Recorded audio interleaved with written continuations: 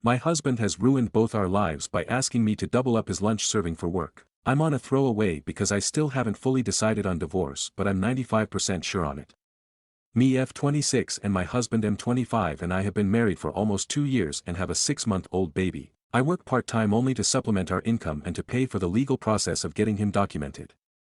We are very fortunate that it seems it may be an easy process of maybe 2 years max for his residency, but now I'm going to cancel everything and ask for a divorce. My routine used to be I wake up 1.5 hours before him in the morning and make him lunch and pack everything for him for work and have his breakfast coffee and clothes ready for him to wake up, eat, get dressed and head out within 30 minutes. He used to be satisfied with what I packed him of freshly made chicken in either honey buffalo, lemon pepper and salad or some sort of chicken wraps etc.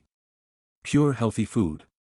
I did this because I wanted to make his life easier and show him I cared and love him, and I've done this since we first moved in together more than 3 years ago. Well, recently I've had to start including dinner leftovers because he started asking for more food that he was still hungry afterwards, which I thought it was odd because no matter if I work or not he always comes home to prepared food, so even if he wasn't full he would be okay. But I explained it off with maybe he's bulking or something. So I started including what I normally take to work, which has caused me to either go without lunch and having to wait till after work or be late for work because I have to wait till the food is ready and take some because I'm breastfeeding and can't miss eating every time. I'll leave food going such as in a crockpot or low heat depending how long. After I leave he gets home. Well, last week when I was packing his lunch I found an unrecognized second fork in his lunchbox and was thrown off, so I asked and he said he found it in the kitchen of his work and brought it home. Odd, why didn't he just leave it? I had noticed small changes in him that I gaslighted myself into I'm being insecure because I just had a baby, but this made the pit of my stomach churn. So a few days later I decided to go to his work during lunch to surprise him with dessert and for him to see the baby.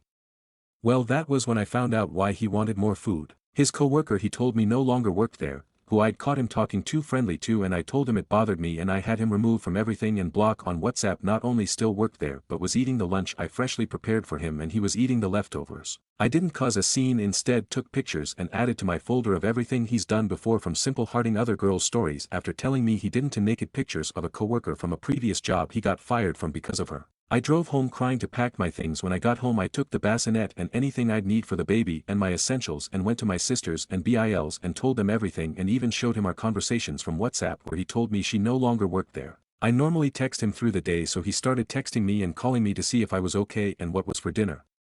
He was almost off "Is everything okay?" And then he got to the house an hour earlier than usual, which also has me question if he's been lying about what time he gets off too, and saw mine and the baby's things gone. And my letter that he had 7 days to leave my house, my mom gave it to me when I was 20, and that he can communicate with my mother to see the baby when I'm at work or whenever he wants to see her, just let her know and I'll drop off the baby with her. I for the time being don't want anything to do with him. And I left the printed photos of them eating lunch laughing together under the letter. Later that night when I decided I no longer wanted anything to do with him, I informed the lawyer. We had a group WhatsApp chat with me, him, the lawyer, paralegal and my BL, our co-sponsor, that I no longer was going to need his services. And then messaged the lawyer privately to ask if I could maybe move our contract and the money I've paid so far over to his divorce and family practice. He said unfortunately no, there's some clause or something that if we decide to no longer pursue the case we lose the money we've invested, and also that his immigration practice is a partnership with different people than his family one. But he will just leave our case open till we get a response for our next appointment from the government, and if we haven't worked things out by then he will cancel everything. Well, this caused him to go insane because now if he doesn't get papers he has to choose between his daughter and parents. To either risk never seeing his parents and family again or never seeing his daughter again if he goes over there. He's begging me to the point I blocked him on everything. He's came to my bail house and been told to leave or we are calling police. Then he later came back drunk with his buddies who then were all scared off by my BAL and his shotgun. I feel so lost, broken and depressed. I also have security at work to make sure he doesn't show up at my office. My sister tells me to leave him but not to divorce so he can never get with anyone else and get papers, but I can't do that to him. I've gone back home, only to check on the house and see if he's gone. I'm still staying with my sister, and surprisingly there's no damage to anything and his things, only, are gone. So at least I feel a little relief in that. I'm not looking for advice, I know I'm not going back, there is no longer any trust, my mental health wouldn't be safe in that relationship, and I know I can't have my daughter grow up with that kind of relationship being an example. I just needed to put this out there in order for it to solidify in my brain and to be able to reflect that this is now a pattern and he's gone beyond disrespecting me by now also making me make her food. I've been budgeting, trying to make things last, sometimes eating less than I want to or skipping meals if possible, if a meal was heavier of carbs I'd skip since I should have enough for my milk supply, all to be able to pay bills, lawyer his gym membership and supplements. I lose out on rest and sleep because I ensure laundry and the house is kept spotless while the baby sleeps. I've basically gone from an independent educated career woman to a 1950s housewife with a job and school, all because I blindly fell for this man. When I say I feel stupid, that's an understatement. Anyhow, TLDR, my husband had me, his breastfeeding wife, skipping meals and going out of my way to make him an extra lunch for his side chick at work. And now I have the house cars and he's lost his nuclear family and ability to get a green card to be able to stay in the States and or see his family in Mexico ever again. Edit. My phone seems to post it without paragraphs no matter what I do, but I promise I tried to format it even though I was an emotional mess.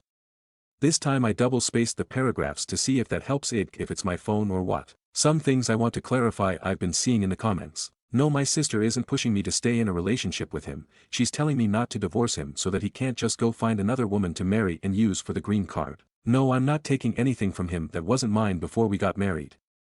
Before me he lived in a house with 7 other men sharing a bedroom with a bunk bed, and he drove a 2000 Buick he had to unplug from the battery in order to use it again.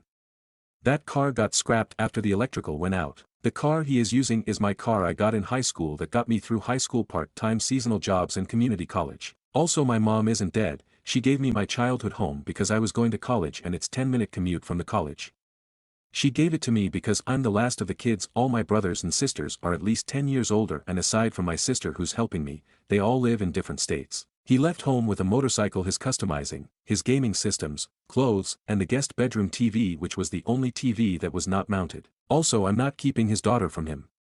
I just personally don't want to see him because I know he will try to give me a ton of excuses and try to make me understand him. He can speak to my sister or mom and they will supervise him to see his daughter whenever he wants to. There is no battle in that. I don't think he's a bad father, but I just don't think my relationship with him is the example I want to give my daughter. Yes, I am Mexican too, my dad came to the States and then later brought my mom and 2 brothers, 2 sisters.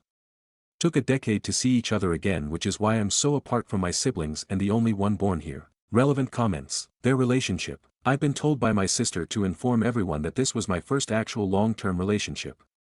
She says that may give people a clue as to why I was so naive. It was also very early in the relationship and we weren't living together yet.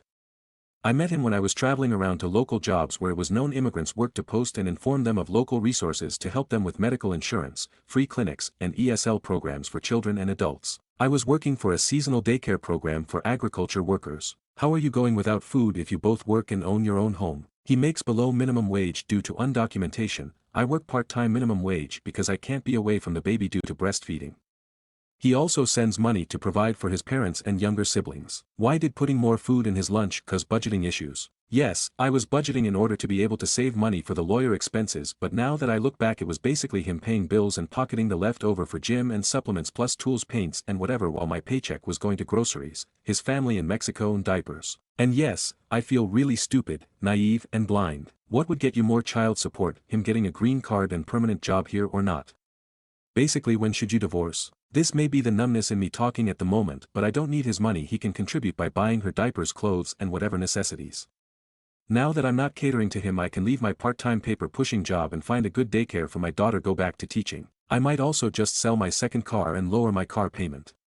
Full-time job and one less person in my home also means lower utilities since it's less utilities being used at home. No mortgage, no stupid expenses on random gym crap. $40 membership, just protein, creatines and supplements was at least $150 a month, not to mention whatever he was doing to that junk motorcycle. My sister and mom have talked me through finances and my bail said I could honestly keep my part-time job, get on government benefits and spend more time with my daughter, but I think mentally I need to go back to teaching and feel the independence of being self-reliant again.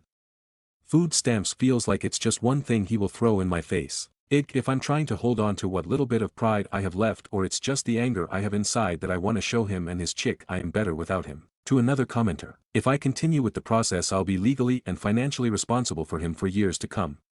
Supervised visits is due to him never being more than 3 hours, aka 1 bottle fed, alone with the baby. Also the fear of him taking my child to another country now that he's lost everything here and he may just decide to go to Mexico, a place where he can't come back unless he risks his life again, is very real. The other woman. She doesn't have anything to offer. She doesn't have a legal status either because she overstayed her visa to my understanding from a coworker of his I went to school with. According to her, that woman is younger, no legal status or education, no English, and she's already gotten in trouble for being inappropriate in the workplace before, and if there is proof that they are being inappropriate, that will be a strike against him and firing against her. Apparently she likes to call herself one of the guys, because she's a woman who works in a male-dominated job and degrades women, making jokes with the men. Update post. Sorry, it's been a while since I updated anyone. I've been busy sorting out my life and this was supposed to be a throwaway, so I didn't expect it to blow the way it did, much less anyone to actually want updates. I guess I'll start with the most asked question, which was if I left him. Yes, I also got a full checkup and I indeed had an infection I was lucky I could treat and be good without any further issues. This also confirmed his unfaithfulness because, as I mentioned, I had a baby not long ago and during the whole pregnancy they checked me for everything and they had done a full panel when I was 3 months postpartum because I got a UTI and my doctor wanted to ensure it was only that. Did I talk to him to get his side of the story? Yes, when I went to tell him about the infection I allowed him to speak his mind about everything. I only asked him for the truth as there wasn't anything else for him to ruin, it was completely over at this point. And here's a basic TLDR, he never meant to hurt me, he loves his daughter and me. He enjoyed the attention, it was something new and exciting, it took his mind off the stress of bills, kid, my emotional state and the general routine his life. Life had gotten boring and she entertained him. I'm sorry that your wife organized your previously chaotic life. That's about what I believe to be true out of the couple of hours of begging, excuses, gaslighting, and even blaming. The rest was. The infection is a common one that happens because of cow everywhere and because he goes out and pees outside without washing his hands or something. She doesn't like men, she was just one of the guys, come on really. I only gave her lunch that day. It was just the one time that she forgot her lunch and she asked me because she saw I had 2 lunches. He would never stand so low to break his family. Why would I make such assumptions? Oh, so you knew what you were doing. Once I showed him my chart with my results and explained how it's not a normal infection like ecoli that you can get because of poop and it was an actual transmissible infection. I also explained that I hadn't slept with anyone since we met.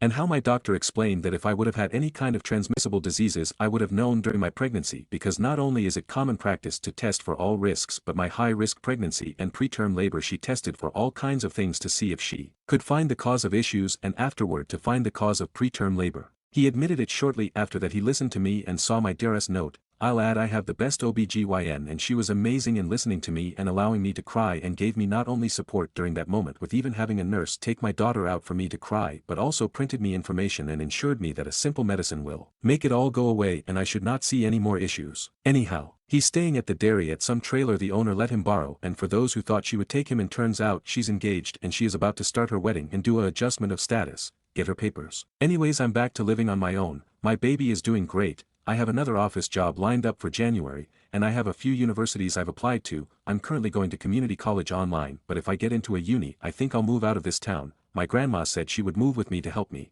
Some days are long, like today it's late at night and I can't sleep because I miss him. But I've been entertaining myself getting rid of stuff in my home to start a new slate and organize everything. I won't lie and say I'm doing great. On my days off I don't get out of bed. My house is clean, but my bedroom has my laundry basket over full and I brought out the guest blankets and pillows to use. People at work have noticed a slowed pace in my work and I was offered time off, but I denied it. Although now that somehow the rumor of what happened has reached my job I may take it. Thank you for all the support everyone. Although I had a few people call me names and talk badly to me in my messages, I appreciate the other people who commented nice things and showed me support. Edit for update. Woke up to husband's call, he apologized again. I'm still not budging. But he told me he was talking to some guys at work about free clinics or where they go when they're sick, and turns out that same woman has been sleeping with a few from there. If around the same time, but one of them told my husband where to get treated for free because he got it from her too. In his apology, which sounded more sincere this time, but I believe it's worse because it's only after he realized he wasn't special to her, just another one of the guys she slept with. But I say sincere because he didn't have many excuses. Instead he seemed to hold himself accountable by saying he had won the lottery and messed up. He begged for a second chance because he doesn't know what came over him. He says he hates coming home to an empty trailer, he misses seeing his daughter the moment after work. What choked me up was when he said he used to feel more exhausted when he used to come home to us because the baby would be excited to see him and would cry to be held by him, and during the week I would often leave the same easy meals made for him so he could eat while I left to work, and he started to feel tired of it. It was a boring routine of same foods during the week. Coming home and having to watch the baby so I could go to work. That solidified to me that I don't ever want to find another relationship, much less go back to him.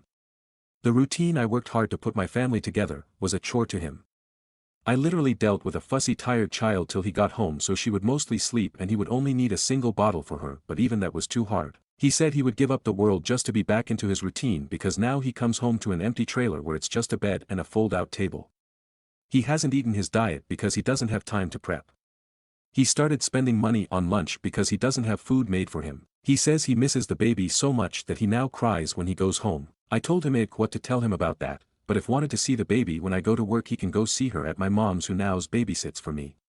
Knowing my mom, she makes food and she would never deny him food so he can go over there and eat and be with the baby after work. But I had to go, I couldn't talk anymore. When I tell y'all I've never cried so hard in my life, it's an understatement. It doesn't help it's raining today. I think I'm calling into work today and tomorrow talking to my boss about taking those days. Edit. I was logging off for a while but I figured I'd update everyone to let you know she found my home and started harassing me now. I guess somehow her fiance found out and she thinks it was because of me. I feel like things are just going from bad to worse. I had to leave my car in my mom's garage and borrow my nephew's car which my neighbor let me park in her driveway because she threatened to ruin my car like I ruined her relationship, which isn't just hypothetical but also ironic. Relevant comments. What have you decided regarding legal aspects of this, i.e. green card? I don't want to make any legal decisions at the moment. I'm barely getting through leaving him. I don't want to also put on to being responsible for my daughter to lose her dad. Because of his stupidity, someone cautions her to not overly listen to Reddit here, because this is a decision with huge ramifications. She should just do what feels right for her and her child. I feel like there's no way out without severe damage.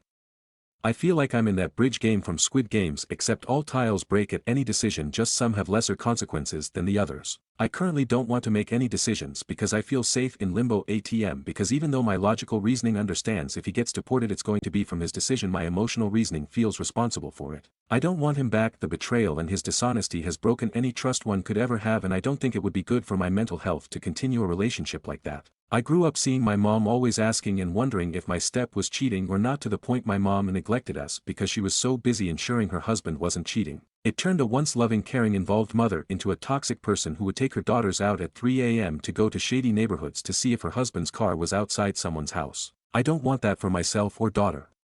I saw cheating ruin my mother without her ever being unfaithful. I seen it destroy my sister's first engagement. I have seen my brothers bleed from aggressive cheating women who attack them for wanting to take their kids from toxic environments with drugs and other men. Cheating is something I don't want any involvement in and I've seen what it does to people. But I also have that responsibility that I want my daughter to have her dad. So in the meantime I am having that distance because I know what is better for her and I am trying my best to stick to the logical conclusion, not the emotional one. No matter how much I miss him, but I tell myself I don't miss this person talking to me.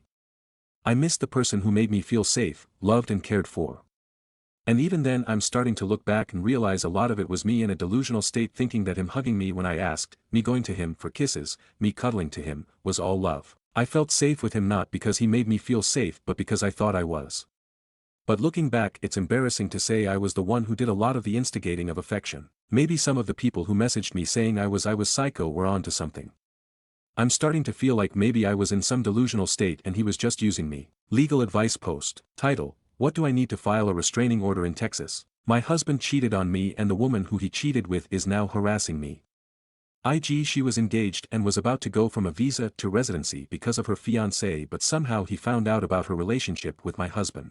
She believes it was me but I don't know who her partner was or who told him yet. Since like 4 p.m. today she's done the following. Punctured a hole in one of my tires. Wrote on my front bay window, home wrecker. Keeps calling me from different numbers and now I'm starting to receive spam text messages after I blocked all of her numbers and stopped answering random numbers. Threaten, I'll ruin your car like you ruined my relationship. This is all since this afternoon. I called the police but by the time they showed up she was gone. And they said I had no proof of what she doing, so unless they find her doing it or I have proof their hands are tied. My mom and stepdad said they will put up cameras in my home and my mom is keeping my car at her home. They want me to stay with them too but I don't want to leave my home in case she tries something against it. The most I was able to get is a police officer patrolling the area. Meaning they will be close by and randomly pass by. I'm not sure what to do. I don't even know who her partner is and I'm already dealing with leaving my husband and now she's harassing me. Any advice before it gets worse? New comments. Commenter 1, your situation is very similar to mine which started 15 years ago. I made the decision to stay to make sure he got his green card and stayed with his son in turn. I received so much abuse from him. He is a narcissist and he subjected me to all kinds of abuse. I stayed because of my son and finally decided to leave. I was waking him for 15 years and once I left he stopped contact with our child, so all the abuse I endured it was pointless. Reply, he was never abusive in any physical way but looking back I believe him to be very manipulative and immature. I don't want to waste any more time. If it was possible I would go back and refuse to ever give him the time of day.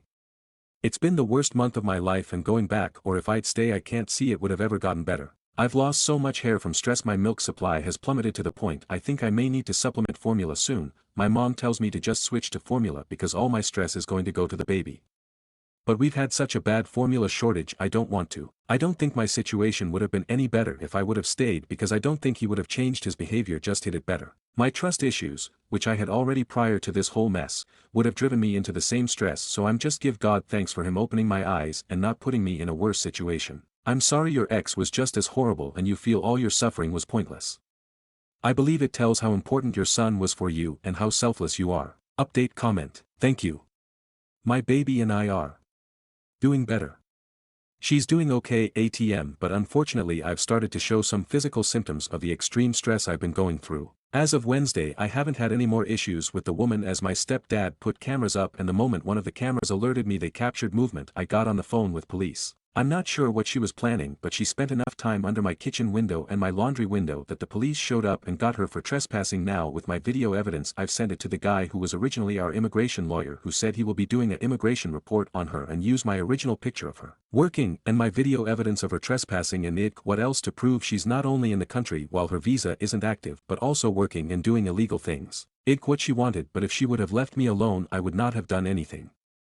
I didn't report to her fiance or do anything against her. Everything naturally happened and now in order to protect myself I've had the lawyer report her for me. Update comment. TLDR, I'm okay, X is still a X is still sleeping with others, harassment is less severe but now more people. X is either stupider than I thought or manipulating women to harass me. And the girl, my ex and all other illegal workers were fired but to my knowledge not deported. Now more detail is below. We're okay, I've been numb to the whispers and just waiting for the office closing days for holiday vacation to start so I can go to Mexico for a while till our office reopens mid-January. I've made friends with my area's police officer so he comes by and sweeps the area often and even has had his wife come stay with me and help me with my daughter and help me stay safe. I quit posting because the post actually blew up enough to where she found out about it. I guess I wasn't vague enough. I guess her husband uses Reddit and after he found out about her cheating and drama he put 2 and 2 together and reached out to me and I was able to confirm it was him by phone and met in person to talk. Editor's note, this post did get a lot of traction on several different subs and was posted several places outside of Reddit, including Facebook, YouTube, Pinterest and TikTok. To me it's actually quite plausible someone found it. Turned out he actually reported her overstay but I guess somehow she didn't get deported but she along with a few others including my ex were all fired from their job because of his report. According to him she won't be able to ever renew her visa again because she came as a tourist which means she can't work. He apologized for her craziness and offered to help me but I turned him down because his involvement might actually make it worse. My ex started sleeping around and I guess doesn't learn his lesson. I don't care anymore though I've come to peace he's not the person I married. I'm so disgusted by him now that I don't even like him kissing on my daughter.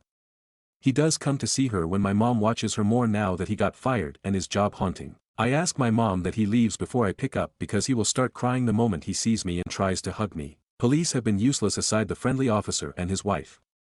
It's not just that girl now, it's like 3 girls who are her friends plus a few others who have slept with my ex who harass me because he tells them he loves me and wants me back, which I don't know if he's stupid or is manipulating them to attack me for him. Either way I've deactivated all of my social medias and the ones I do use are all private or with a different name so I can just use but I just don't post. Sorry it's long and boring. OOP ads. Also one of the people who was sending me hate messages saying I'm a psychopath, I deserved the cheating and talking a lot of crap to me was her ex confirmed her account. Mini comment update. She's finally stopped but I think it's because she doesn't know anything of where I live, work or do. Suspiciously, when I quit informing my ex she also quit finding me. I only meet my ex in public now. Final update comment. Honestly I'm trying to focus on healing now. After everything I'm disgusted to think back of a time I slaved for him. I look at him and it's just not the same. I used to see his green eyes and love his long lashes, now I notice his pimple scares and bad skin. I used to be excited for him to be home and try to think of something special to surprise him when he got home or what would get him to smile. Now I just wonder how many times he was screwing around while I was fixing him something special or preparing everything for him to come home to a warm, clean, welcoming home. I never thought I would dread to have to see him or have anxiety when he's near. I just focusing on myself now. Stories number 2. Aita for refusing to let my mother-in-law hold my baby after she told my husband to get a paternity test. I, 28F, gave birth to my first child, a beautiful baby girl, 3 weeks ago. My husband, 30M, and I have been over the moon, but his mother has been causing non-stop drama. She never liked me. From the start, she made snide comments about how I trapped her son, even though we've been happily married for 4 years. When I got pregnant, she constantly joked about how the baby might not be his. I brushed it off as her usual passive-aggressive behavior, until I found out she took it way further. 2 days after I gave birth, my husband got a text from his mom saying, "You should get a DNA test. You never know these days." I was devastated when I saw it. My husband was furious and told her off, saying he had zero doubts about me and that her comment was disgusting. She tried to backtrack, saying she was just looking out for him. Now she wants to come over and meet the baby. But I told my husband that she will not be holding our daughter. If she wants to question whether my child is even her grandchild, then she doesn't get the privilege of bonding with her. My husband understands why I'm upset, but he thinks we should let her come, just once, so she doesn't play the victim with the rest of the family. Now she's crying to everyone, saying I'm keeping her granddaughter from her, and that I'm punishing her over a harmless question. Some family members think I'm being dramatic and should be the bigger person. But why should I let someone who disrespected me and my child hold her like nothing happened? Aita for refusing to let her hold my baby. Comments. Commenter 1. NTA she'll find ways to play victim even if you've not done anything wrong, so might as well set your boundaries. Also, just to add to that, that's not a harmless question at all. She's indirectly accusing you of cheating and asking her son not to trust you. Unless she has extremely valid reasons, which she doesn't in this case, that's just so disrespectful. Commenter 2. If it's such a harmless question, make a big deal of asking him to get a DNA test to see who his father is. Commenter 3. How about we do get a DNA test done? We let everyone know we are doing this because she feels it is necessary, so she is sure our baby is yours. We also let everyone know, when it comes back as yours, your mom will be permanently banned from seeing our child or me. Or, at least, until your mom provides a DNA test proving you are your dad's son. This is me being the bigger person. Commenter 4. Haha. That's a genius idea. If she's so concerned about proving family ties, let's take it all the way. Commenter 5. Ask her if she is projecting, then suggest your husband, and any siblings, to take a paternity test to see if he is actually his father's. Turn the tables on her. Commenter 6. I'm worried she'll use the opportunity of holding and bonding with the baby to steal a DNA sample. I mean, babies do drool on everything. Commenter 7. That's what my MIL did. She offered to watch my baby while I rested, still in the hospital after a 56-hour labor and hubby had gone home to sleep. She did a cheek swab on my baby while I was asleep. Furious is an understatement. Update. Well, I wish I could say things got better, but MIL made sure that didn't happen. After my husband told her off, I thought she'd at least try to apologize, but instead, she doubled down. She started calling my husband, telling him I was turning him against his own mother, and that I was overreacting to a simple question. She even pulled the classic victim act, crying to the rest of the family about how I was keeping her grandbaby from her. Then, things took a ridiculous turn. I found out from ISIL that MIL was actually trying to get a DNA test done behind our backs. Apparently, she was hoping to get a strand of my baby's hair or some spit to confirm the truth. When MISIL told me, I was absolutely done. I told my husband that until she apologizes, not a fake "I'm sorry you're mad" apology, but a real one, she is not welcome around me or my daughter. Thankfully, my husband backed me up 100%. He told his mother that if she can't respect his wife and child, then she doesn't deserve to be part of our lives. MIL lost it. She went full drama mode, telling everyone I was tearing the family apart and that she might never recover from this heartbreak. At this point, I don't even care. She disrespected me, she disrespected my marriage, and she disrespected my child. Actions have consequences. So yeah, MIL still hasn't met the baby. And unless she does some serious apologizing and self-reflection, she won't be anytime soon. Comments. Commenter 1. Win stupid games, get stupid prizes. She Fafo. Glad hubby is behind you 100%. Commenter 2. I'm so very sorry. How fed up is this? Not only an apology, mom also needs a full psychiatric workup. Reply, but my it's okay. Commenter 3. She believes the child isn't her granddaughter, so she has no cause for heartbreak. No problem, nothing to see here. Reply, exactly. If she's convinced the baby isn't her granddaughter, then why is she playing the victim now? She should be relieved that she doesn't have to worry about a child she doesn't even consider family. Stories number 3. Behaved badly with my ex-fiancée, I want her back. Messed up my relationship and don't know what to do now. This is gonna be a long one, buckle up. IMM. Using a throwaway account on purpose because my original has some terrible comments and participation in some distasteful subs. Not an excuse, but I was not in a great position for some time and processing feelings is not easy. My parents started looking for an arranged marriage match about 2.5 years back, relationships hadn't worked out and I decided to try out AM. After a few hit and trials, I was introduced to my ex-fiancée by a mutual friend of our parents and we hit it off instantly. Seriously, she seemed perfect, good personality, pretty, good job, plus she wasn't annoying. She was apprehensive about marriage and wanted to spend about 1 year getting to know each other before we started with actual wedding prep. Family was also fine apart from her elder sister who seemed standoffish but otherwise didn't bother us. Now to her credit, she was honest about her family history from the second meeting itself. Elder sister was divorced, case involved 498 and DV litigations etc. But the cases went on for so long, about 5 years, damaging their reputation in society and draining money, they just decided to withdraw and mutually end it. I was apprehensive obviously for my own sake but the family and the girl seemed great so I went ahead. Her ex-BL works in the same organization as mine, same department but different locations, so I didn't know him personally but it wasn't difficult to find out about him. Most people gave indifferent opinions, he's a dick in general but doesn't seem like an abuser, plus he was happily married to another lady. An ex-fiancé's sister has a slight reputation of being too much of a feminist and slightly adventurous, so this added to my doubts. Yet, I stuck on and we dated for about 8.5 months because my relationship with my fiancée was just fantastic and she seemed so honest about her interpretation of the events. I wanted to shorten the courtship period and just marry her already. However, one of my friends was in same location, job, as the ex-Bill and let the information about my relationship slip to him. The ex-Bill got in touch with me, spoke to me for a long time and I entertained him. He sent me a video of the sister yelling at him and some angry abusive messages sent by her to him when they were married. Honestly, the doubts were piling up anyway, especially because of her elder sister's rebellious nature and this proof sent me over the edge. I met my ex, pretty much yelled at her, called her family a bunch of #T and decided to break off the relationship. My father and sister were not sure but my mother was on my side. She tried to explain, told me that her ex-Bill would abuse and also slap her sister all the time but the minute she tried to retaliate, his family would start recording and make her look bad. I wasn't falling for that and called her some pretty SHTTY things that I won't be typing here because now, I'm embarrassed that I said all that. She didn't really fight for me either after a point, just told me to foo #K off and never contact her again. It's been 10 months and I haven't met any AM matches that I have gelled with because I loved my ex and it's been an embarrassing negative, bitter spiral. 2 weeks back, the ex-Bill's second wife filed a case against him and this time, there is no doubt who is at fault. My friend informed me of it. I feel terrible and disgusted of the person I have been these past months, the way I treated her and the things I said about her family.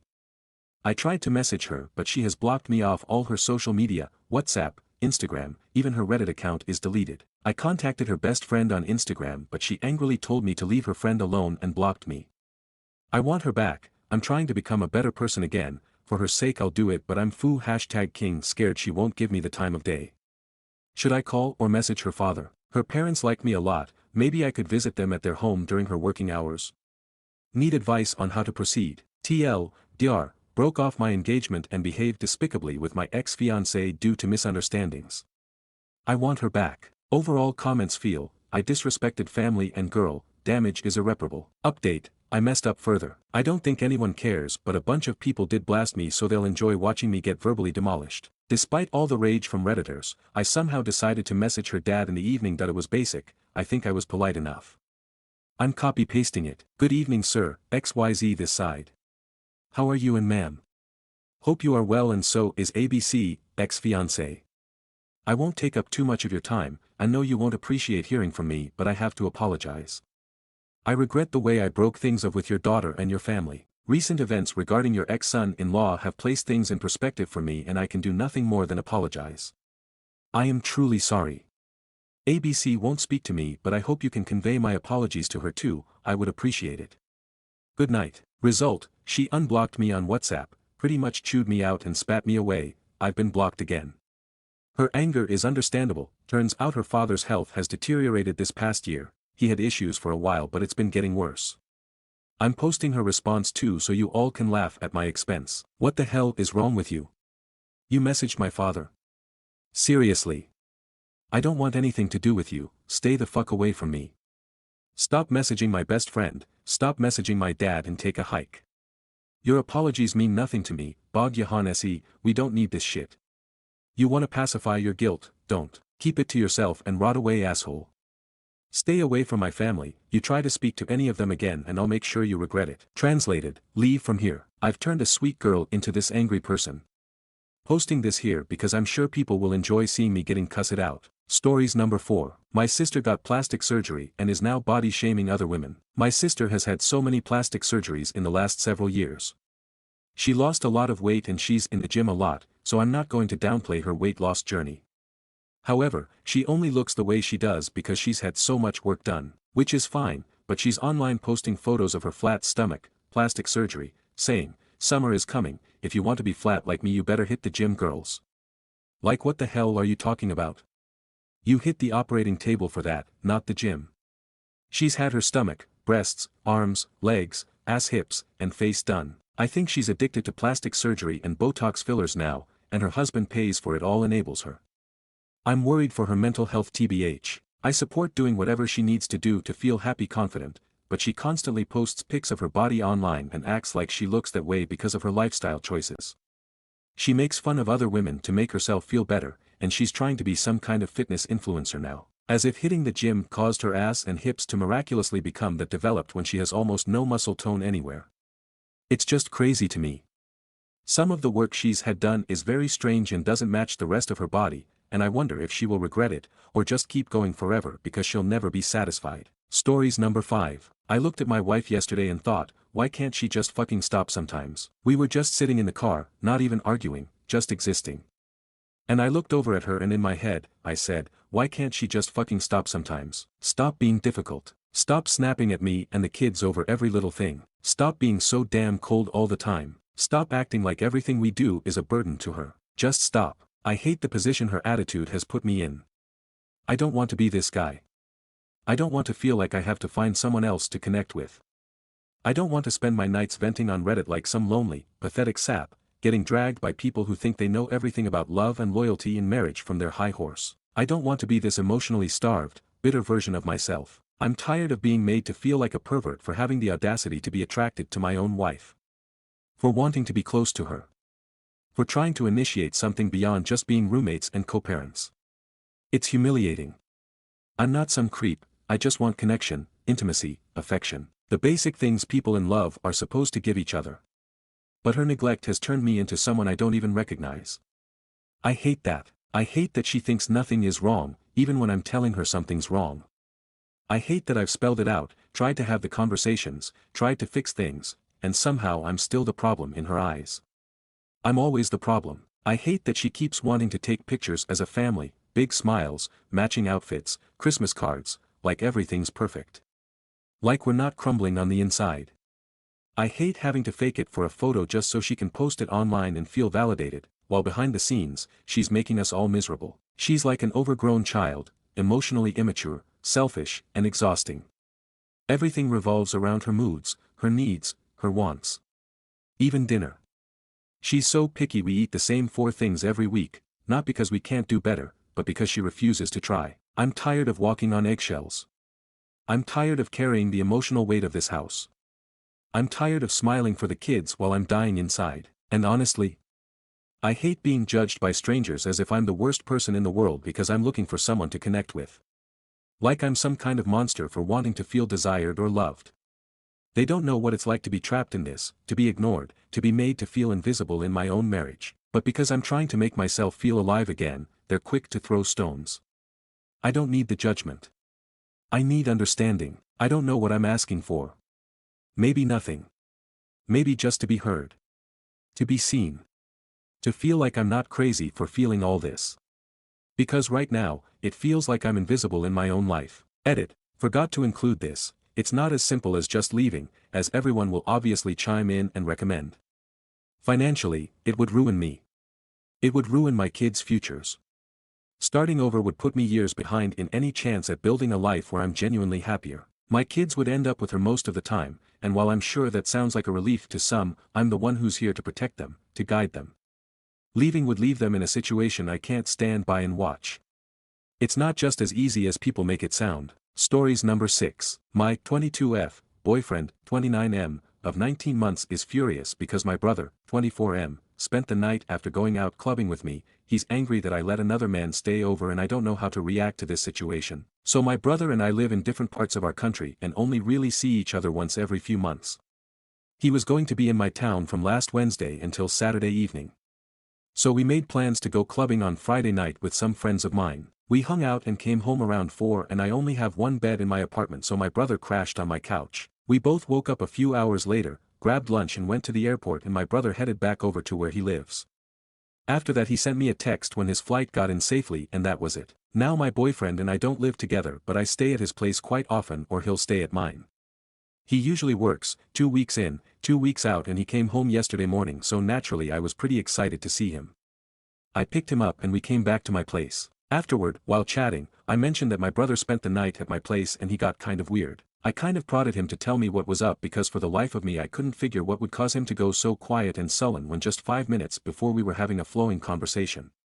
He told me it was nothing, so I left it, and then later I asked him again because he was still in a bad mood. He said that he didn't like the idea of another man staying at my place regardless of who it is.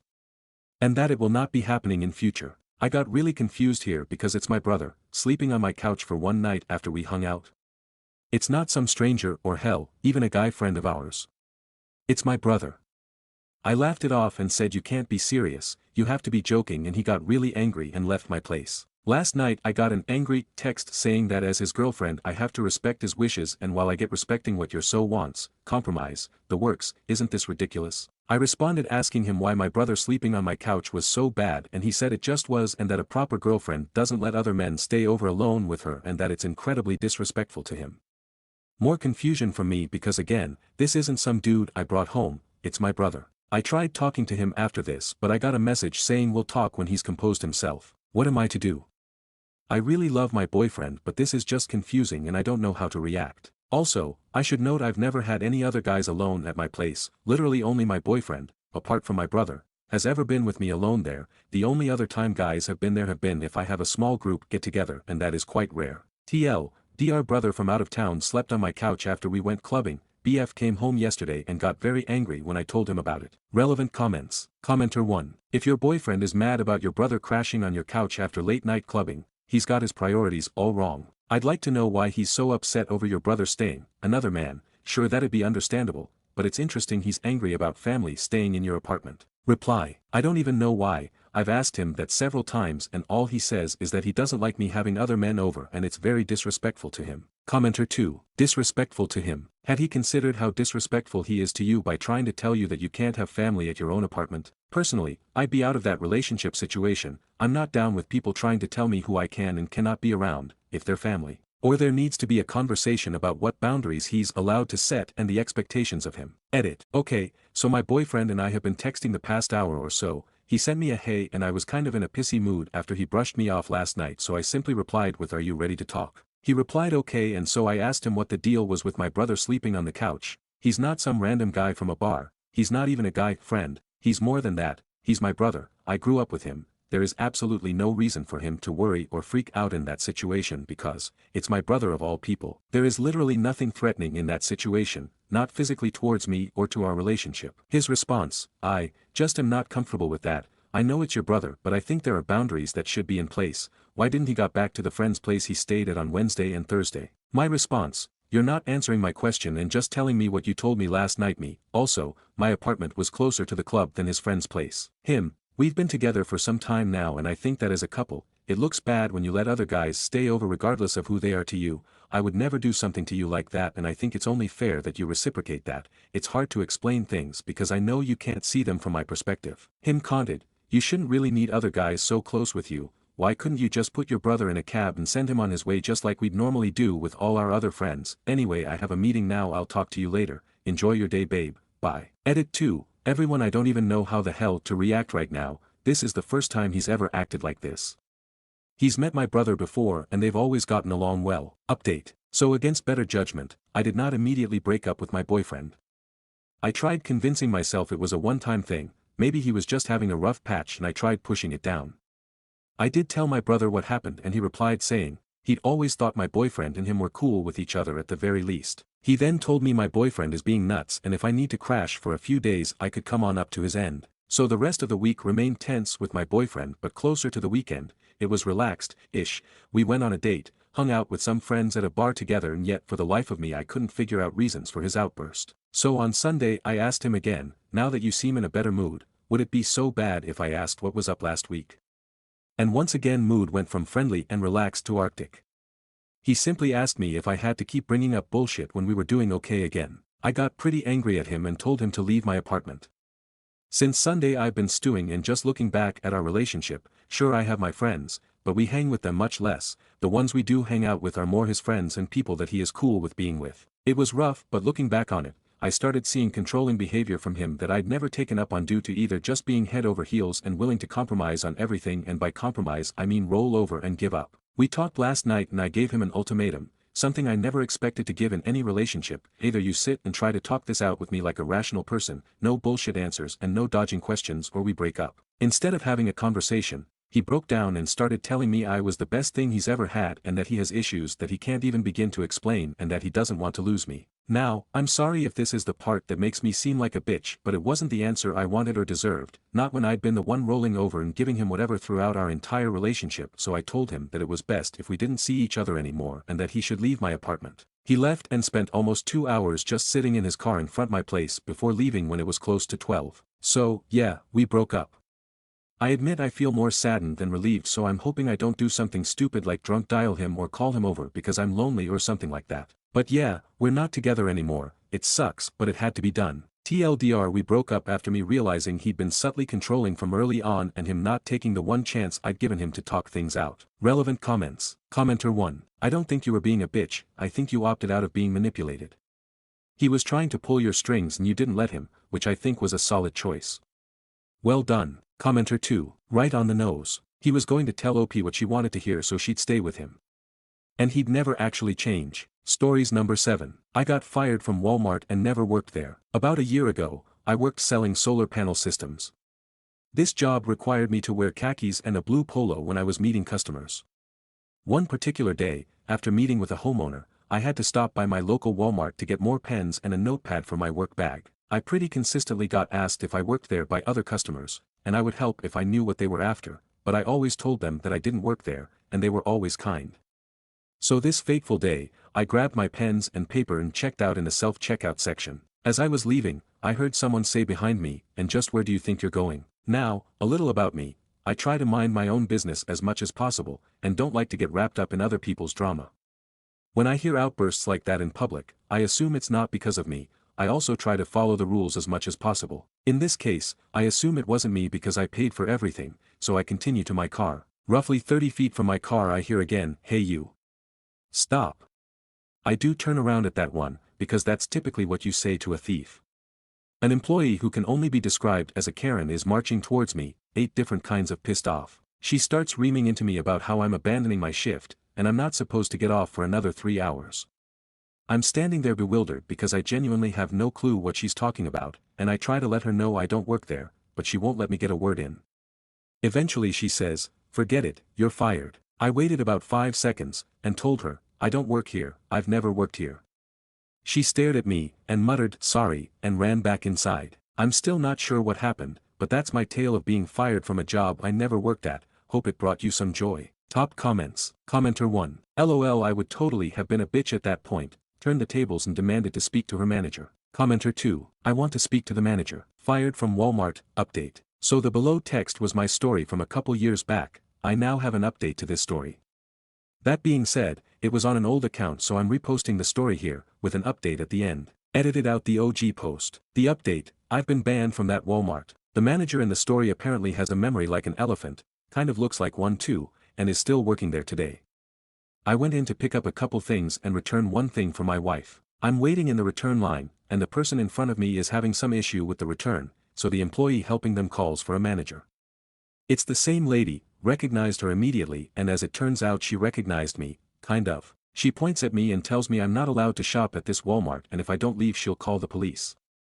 I asked why I was banned, she said she didn't remember, but she knew I was. So I left. My wife and I have been cackling over this for a couple days and thought you'd find it funny as well. Top comments. Commenter 1. Contact Walmart corporate and inform them that she is harassing you and banned you because she was embarrassed for harassing a customer. She has no place being a manager for any company acting like that. Commenter 2. If that's how she treats customers, I would lay good money that she treats staff like crap too. I'm sure that they would cheer her departure. Final update. She was arrested and fired March 10, 2025, 5 years after the first post. Short version to catch people up, I was fired from a Walmart that I didn't work at by a power-tripping manager because I apparently looked like someone who worked there. The final update is that recently my family moved to a new neighborhood around the corner from the Walmart. After meeting the new neighbors, I find out one worked at this Walmart. I told her the story because I still think it's hilarious, and she let me know that manager, let's name her Gertrude, was arrested and fired. Old Gertie apparently had a history of arbitrarily banning people like she did to me, but nobody really ever complained so nothing ever got done, she was just shifted from department to department. One day late last year she got a little too aggressive with an off-duty cop and tried to forcefully remove her from the store, which inevitably led to Gertrude punching the cop. She was arrested and finally fired. My neighbor and most of her co-workers have rejoiced.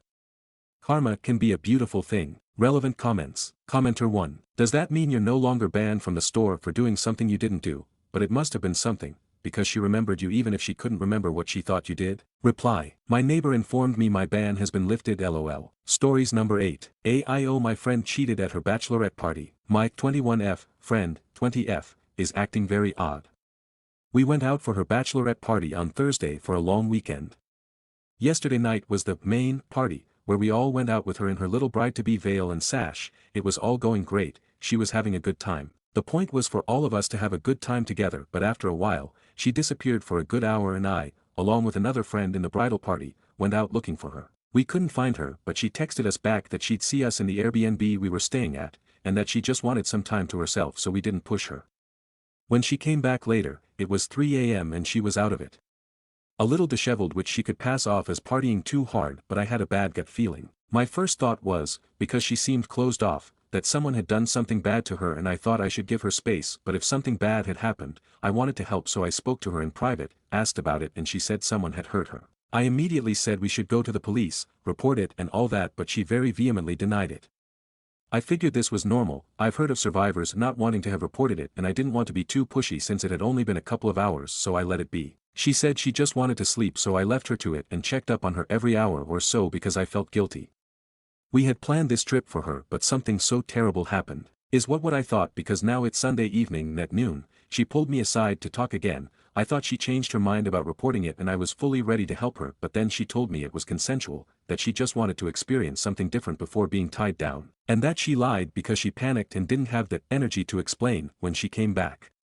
This was of course shocking and incredibly icky because this girl 1, lied about being harmed and 2, cheated on her fiance. She's been problematic since her wedding planning began, making unreasonable demands for bridesmaids' dresses and acting like a bridezilla, but this was a whole new low. I freaked out on her, told the other girls that while we were looking for her thinking something happened to her, she was out cheating on her gem of a fiance. This was perhaps not my place to make a scene, but I was just so done with her. I then told her she had to tell her fiancé what happened by the end of the week or we would, because his family is paying for the entire wedding that's in June, so I figure if they need to cancel and get what they can back, it needs to happen ASAP. She just said I was overreacting, like a psycho, and I'm just jealous of her getting married and want to ruin it for her. But I'm usually a zero tolerance for cheating person. AIO. TLDR friend lied about being SA'd when she was cheating on her man during her bachelorette trip and called me an overreacting psycho when I pushed her to tell him. Editing to add that I have updated. I really didn't want to wait after the responses I've gotten and I didn't want to be involved in her life any further. Relevant comments. Commenter 1. Well, what did everyone else say once you told them she was cheating on her fiancé? Just curious if they think you are or not. Reply. Everyone kind of believed it immediately. She's been less than ideal to deal with since she got engaged. It's like a new side to her as a bridezilla, and she started crying and saying it was a mistake, so she essentially confirmed it to everyone. Commenter 2. How did she get into a bar at 20? Reply. We're in the UK, the age limit is 18. But we were at a pub where there is no age limit on entry, only on serving alcohol. Is it possible that the friend is lying? Reply, I made sure to do my due diligence. I told her I would drop it and never bring it up again if that's what she wanted if it were SA. She said no, that it was some guy from high school she ran into. That could have also been a lie, and if it is the case, I will have a lot to atone for, but from her behavior and language, I think she meant it when she said it was consensual. Update 1. So guys, I had such an overwhelming response, but Sorub, Route 741 and Smooth Cauliflower among an unfortunate number of others, thought I was oh so bad for being mad over my friend lying about SA and for being against infidelity. So I decided to expedite telling her fiance. After reading the influx of comments justifying me telling him, I decided to email him with a draft I typed earlier when she told me about this but didn't know if I should have sent. With everything I knew of what happened and was told, and asked him to check with the girls as well if he had doubts, with a link to this post. He hasn't responded yet, and I don't know what I'd say if he did because I'm not very close to him. I don't want to overinterfere and inject myself into his grieving process since my job is done. I've told him and I've cut her off. If they go on with the wedding, I've made it clear I'm no longer in the wedding party, and so have the 3 other bridesmaids, so she wouldn't have a wedding party if she moves forward. Appreciate the people who gave me genuine feedback and advice instead of outing themselves as terrible characters. Editing to add this gem of a comment I got. I'm willing to give anyone the attention and platform they want to have bad opinions. Make sure people don't have to scroll for it. I have so many speculations of backstories for this commenter. Old, bitter, and unmarried because. Or just against weddings. Weird either way. Relevant comments. Commenter 1, thank you for telling him. I'm relieved that at heart he had the information and can make his own decisions. Hopefully you hear back to know he got the message. I'd hate to think she could log in and delete it. Reply, wow, I really didn't think that far, LMAO, but also she doesn't know that I've told him. I really don't want to interact with her anymore, LOL. Commenter 2, I mean, instead of an email I would have gotten his number if you didn't have it and shot him a text, as that's quicker and some people don't check their emails, but good for you, you made the right decision to tell. Reply, I don't have his number sadly, we're not close at all. If he doesn't respond, I'll probably contact him over Instagram or something. Commenter 3, the people criticizing you for calling her out and telling the fiancé are probably okay with cheating. Good on you for having morals and values. He deserved to know so he can make an informed decision about his future. Reply, going into this, I was worried I was overstepping, but then it hit me that if anyone disagrees with me for telling on a cheater who lied about being SA'd, they're not the kind of person you should be taking advice from, LMAO. Update 2, so some people brought up a very valid point yesterday that my friend could have 1, been scared to have said she was harmed and chose the cheating route, and 2, if she was drunk, she couldn't have consented anyway.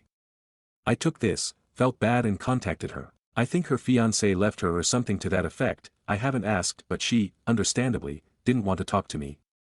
But her mother did call me. She was appalled that my friend cheated, and she said my friend spoke to both her mum and dad. Apparently, she chose her bachelorette spot because an old flame lives there and she planned on meeting him for a last time, for closure, or something.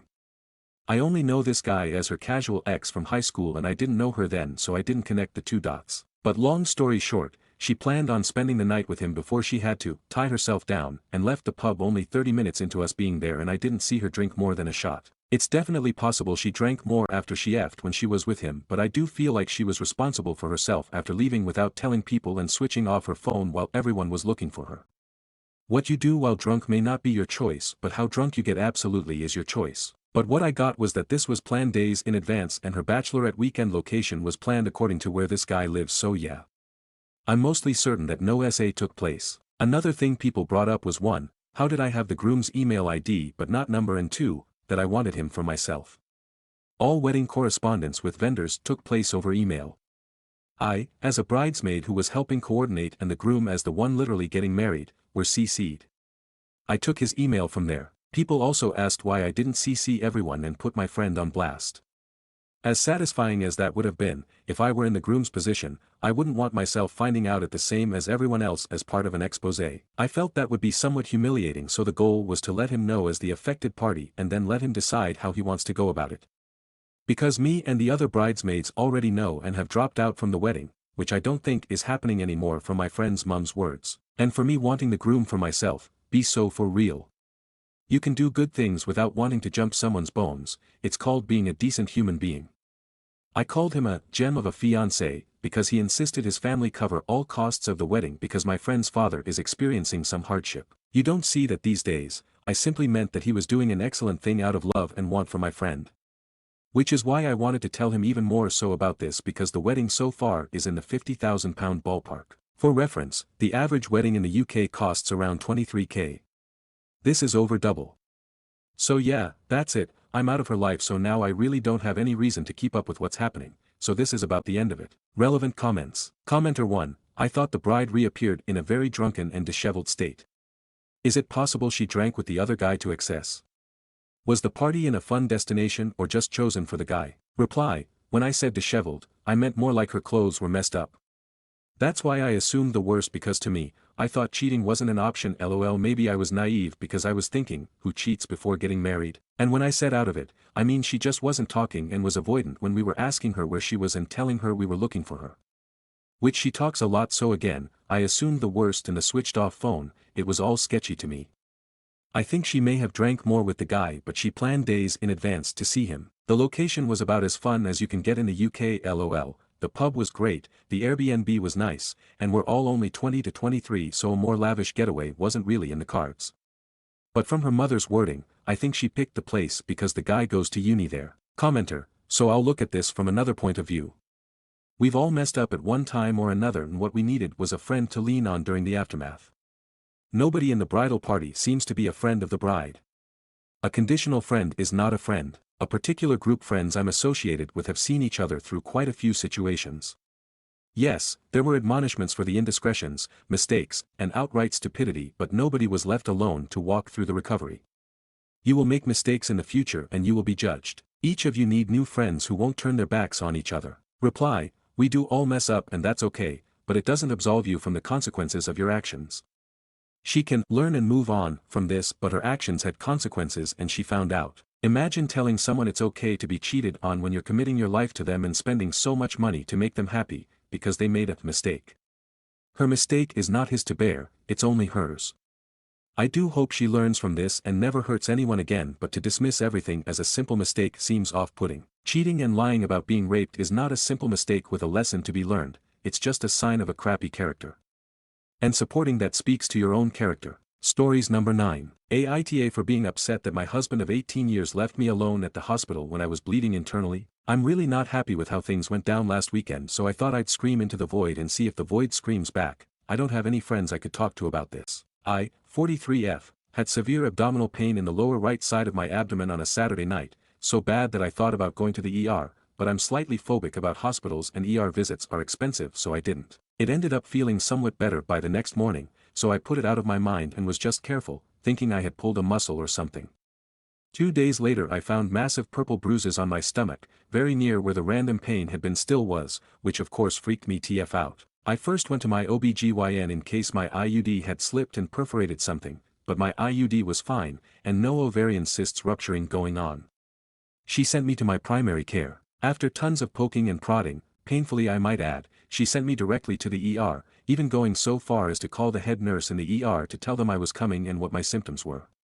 Her thought was that it was appendicitis, even though I had no nausea or other symptoms of that. Long story short, after scans, labs and testing was done, I have a hematoma of the rectal sheath, rip in the abdominal wall outside the colon, and the bruises were caused by it bleeding internally. I went to the ER about 11:30 to noon on Friday and spent the next 10-ish hours there before a room opened up for me and I was admitted. They weren't sure if I was going to need surgery to correct it, and no one had any idea what caused this, so the concern of more other internal bleeding was big. My husband, 49M, was at work at the time. My husband picked up my 7-year-old from school at 3 p.m. and went home. His mom is retired, alone, husband passed April 2024, and loves to spend time with the kids. I also have a 23F, but he didn't ask her to pick up our son or watch him so my husband could sit with me. He waited until 7:30 p.m. to bring me food in the ER. I hadn't eaten all day cause I was fasting to do blood work at my primary care appointment, stayed with me for about 30 minutes and went home again. At that point I still wasn't sure if I needed surgery, so I couldn't eat or drink anything after midnight. The next day I didn't see him until after my food drink intake was permitted again, so about 11:30 a.m. or so, my hospital lunch was delivered about 20 minutes after he arrived, and he left after my doctor gave his update. He missed the oncologist and hematologist though. I had to deal with that terrifying prospect alone. My mom died of leukemia when I was 15. He wasn't very happy with the doctor, which I totally get. The doc was really off-putting and borderline unprofessional, asking if my husband hit me to both of us, in the same room, after being asked this exact question at least 20 times, by several different hospital staff prior to this. I was even asked if there was anyone I wanted to restrict from the hospital and said no, but he kept harping on it and was visibly angry, but he insisted he wasn't mad at me. I get that it was offensive, but I didn't understand why that took precedence over what was going on with my health and mental well-being. This was my first time being a patient in a hospital, besides when my 2 kids were born, and my prior experience with hospitals was anything but pleasant. Between my mom's cancer and daughter's medical issues from birth until age 12, I spent way too much time there already. He kept bringing the doctor's comment up, then complained that the chaplain came by after me saying I didn't want the chaplain, I'm pagan, freaked him out a bit when he came by, but that's another story, then got mad about the amount the hospital was charging the insurance company. Not what they were charging us, what they charged the insurance. I felt like the whole time I was in there, all he did was act upset and angry and, though he kept saying he wasn't mad at me, I felt like it was all about him and his feelings. I finally got to drive myself home from the hospital about 3:30 p.m. on Monday, so it was almost 4 days in the hospital. My husband came 3 of the 4 days and stayed about 20 to 30 minutes each day, he's off weekends by the way, and missed every doctor except that one. When I got home, I got a shower to wash off the stink of disinfectant and then it was straight back to normal, as though I had never been gone. My son gave me a hug, and then ran off, fine, he's 7. My husband played video games until dinner, then ate and helped with some of the dishes. No, let me do that, you're not supposed to be exerting yourself or, sit down and I'll take care of dinner, you just got out of the hospital, nothing. I'm worried about my future. Is this a picture of what my life may be like in the future? Cancer is rampant in both sides of my family, all kinds, so I guess that means I'll be doing chemo alone, and probably going to die alone in a hospital bed at some point. I'm trying to move forward, but I also feel some resentment towards him, whatever happened to, in sickness and in health. I can't help but feel let down by him. I was all alone in a scary place, not knowing what was wrong or what was going to happen to me, and he couldn't be bothered to come sit with me, keep me company, help stop my freakouts or support me. Not once did he tell me, it's okay, you'll be okay, we'll get through this. Instead it seemed like it was all about his frustrations and feelings. So now I'm conflicted. Maybe I was being selfish, it's not like he could actually do anything to help me there and he was with our son. But where do you draw the line between selfishness and need for help? Aita for wanting my husband to be more supportive during my time in the hospital. Update. Wow. I really didn't think I'd get more than a couple comments, but I really appreciate everyone who took the time to comment. I'm going to try to reply to comments tomorrow, cause I admit I was overwhelmed by the amount of responses and I was also trying to work at the same time. I really appreciate all the feedback, even those who called me MAH, cause many of you were right, I should have been more clear about my needs and feelings. Shout out to Thestral Breeder for helping with verbiage to use when I talk with my husband. I've worked call centers all my life and know the difference between I statements and you statements, but in the moment in personal life, it's hard. Edit to clarify a few points that keep coming up. 1. I saw the surgeon Friday afternoon, and he restricted my food drink starting at midnight day night and lasting until I got my second CT scan the next day, around mid-morning, to confirm my hematoma wasn't seeping or getting bigger. 2. No, I didn't specifically ask him to stay, and yes, that's my bad. I was in a lot of pain, and I didn't want to deal with him rolling his eyes at me and saying, fine, I guess I'll stay, in an irritated and put out tone. Cause then I wouldn't have wanted him to stay, he would just have had a negative attitude that I didn't want to deal with at the time. Yes, he's done this before with other things, just nothing as serious. 3. My daughter is 23, but has some development delays, and doesn't pick up on cues very well. I know I'm making some excuses for her, but she was the last one to see her grandpa in the hospital before he passed and it really impacted her. Last year we lost my dad, my husband's stepdad, and her dog, who she loved and doted on like a kid. She's petrified of loss at this point and I am her rock. I also have to admit, I'm not used to leaning on my kids in any way. 4. My husband did not, nor has he ever hit me. I didn't fall, have an accident or have any physical trauma. I totally get why the doctors asked me about abuse, though I didn't realize until today that asking in front of the potential abuser was another tactic to find out the truth. I do get that. 5. Yes, this is a pattern. He repeatedly has stated his opinions as facts. He is not a very empathetic person, and we have been working on that. I try telling him that not everyone thinks or feels exactly like he does, and his opinion isn't fact or gospel truth. He also doesn't really believe in therapy or mental health issues. I have severe depression, general anxiety, and borderline OCD, according to my shrink.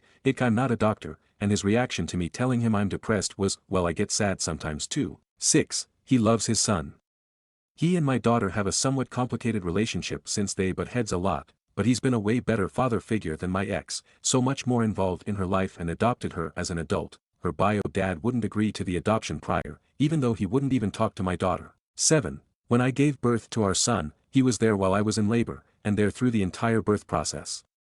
However, once we were out of the labor and delivery area and in a private room, he just assumed he would go back home and see me sometime the next day. I had to convince him to stay with my son and I for the next couple of days in the hospital. Comments. Commenter 1. I had a burst cyst and had to be operated. My ex-husband wasn't there yet, he took me to the ER. Never stayed with me apart from visiting once a day, even left me with his male best friend at some point. My late mom is the one who gave consent to my operation. Post-op he couldn't even take time off to be with me and had to ask his cousin's wife to come help me around the house. We were separate within a year. You deserve better. Commenter 2. NTA. You were in the hospital with internal bleeding, uncertain about whether you needed surgery, and your husband barely showed up. He didn't arrange childcare, didn't stay to support you, and when he was there, he made it all about his feelings instead of yours. That's not what a supportive partner does. It's not selfish to want your spouse to be there when you're in a medical crisis. It's basic care and concern. He didn't even reassure you or try to comfort you, which makes it worse. I'd be questioning what kind of support you can count on from him in the future, too. You deserve better. Commenter 3. It is policy in most hospital settings to determine if there is abuse or domestic violence. It sounds like your injury was fairly unusual. Internal bleeding could be from domestic violence. The fact that your husband was getting angrier and angrier is something that staff is going to be looking at. That's one of the reasons that they continue to ask both of you those questions. If you were a victim of domestic violence, this would have been your opportunity to get out of your situation. They would have offered you safe alternatives. It is not uncommon for victims and perpetrators to deny that violence is occurring. To the rest of the scenario, yep. This is what you have to look forward to. You do not have a caregiver there. Something happens to you, he's not going to come through for you. That is not going to change. Update. For those interested enough to want to follow up, here goes, and please, if possible be kind, I've got a lot on my head right now. So I finally talked to my husband about my hospital stay and it didn't go well. Admittedly, I didn't pick the best time to talk and said things in anger. I wouldn't take back anything I said and I wasn't mean or cruel in how I delivered it, but I wish I had picked a better time so that he was in a better mindset to receive the info. We were talking about an upcoming medical appointment for my daughter, and I said that we'd be leaving at X time the next day. His response: "You're taking her. Don't you have to work?" Yes. Yes I do, so I'm going to have to call in absent because she is getting meds that won't allow her to drive home and this is a traumatic experience so she needs support. We already asked her bestie and her grandma, both have uncancelable things going on. Him: "Well I can take her." Me: "Really? It could take all day, you're cool with that?" Him: "Ranting for a while about how she can just get dropped off, she's an adult and it's her problem." Me: "Again, I am totally admitting this was not the best way to bring to these topics, yes, because not only will she need a ride home, but she needs the support. Like I needed support in the hospital. But you weren't there. I had to do it alone." Him: "What was I supposed to do? Just sit there?" Me: "No, you could have reassured me, you could have held my hand so I wasn't freaking out so much, or just talked to me so my thoughts didn't spiral. What if I had bled out and they needed consent to operate? You weren't there to give it. Instead you were there 20 to 30 minutes at most and pissed every visit. Some people need emotional support." Him: "Scoffs." Me: "Well at least I know what to expect for the future. I'll be going to chemo appointments alone, sitting in my hospital bed nursing home, alone and dying alone. 'Cause being there for me or anyone inconveniences you." Him: "A bunch of childish BS, okay, S and whatever, S." Then proceeds to act like nothing happened and immediately fall asleep, even though I have visibly red puffy eyes from crying. Unfortunately divorce isn't really an option for me financially or logistically. I can't uproot my kids. Yes my daughter is 23 but with her current job and housing costs in my area, there's no way she can afford her own place, and my son has great connections in our neighborhood. My only viable plan to go to would be to move to the other side of the country because that's where my only support is. I'd have to quit my job, pull my kid out of school and move, if courts would even allow it. So until my son reaches an appropriate age, I'm staying with the expectation that I don't have a husband, I have a roommate with occasional benefits. I'm changing my will and my POA to my sister but that's the most I can do at this time. For additional clarity, my mom passed when I was 16, and dad passed last January, though we weren't close at the time. For my biological family, I talk to one sister and my paternal aunt. Otherwise I'm an orphan. I'm fairly close with my MIL, enough to the point where she commiserates with me about my husband's behavior. He's a lot like his dad, who she divorced years ago. Lastly, for anyone who wanted a medical update, I've got an appointment with the hematologist-oncologist coming up, but it'll be a while. The worst of my bruises are finally fading and the rest are gone completely. I'm feeling better every day, but if I move too fast and or clench my abdominal muscles, I get a nasty pinch. I keep forgetting to take it easy with lifting and bending, but it's not bad, mild enough that an ice pack and a couple ibuprofen take care of the worst of it. Luckily my job has been amazing and letting me work from home even on in-office days. They really have been super caring and supportive. So again, thank you to everyone who commented or DM'd me. It really helped me to see past my husband's callous reaction and that it wasn't an unreasonable request to ask him to stay with me.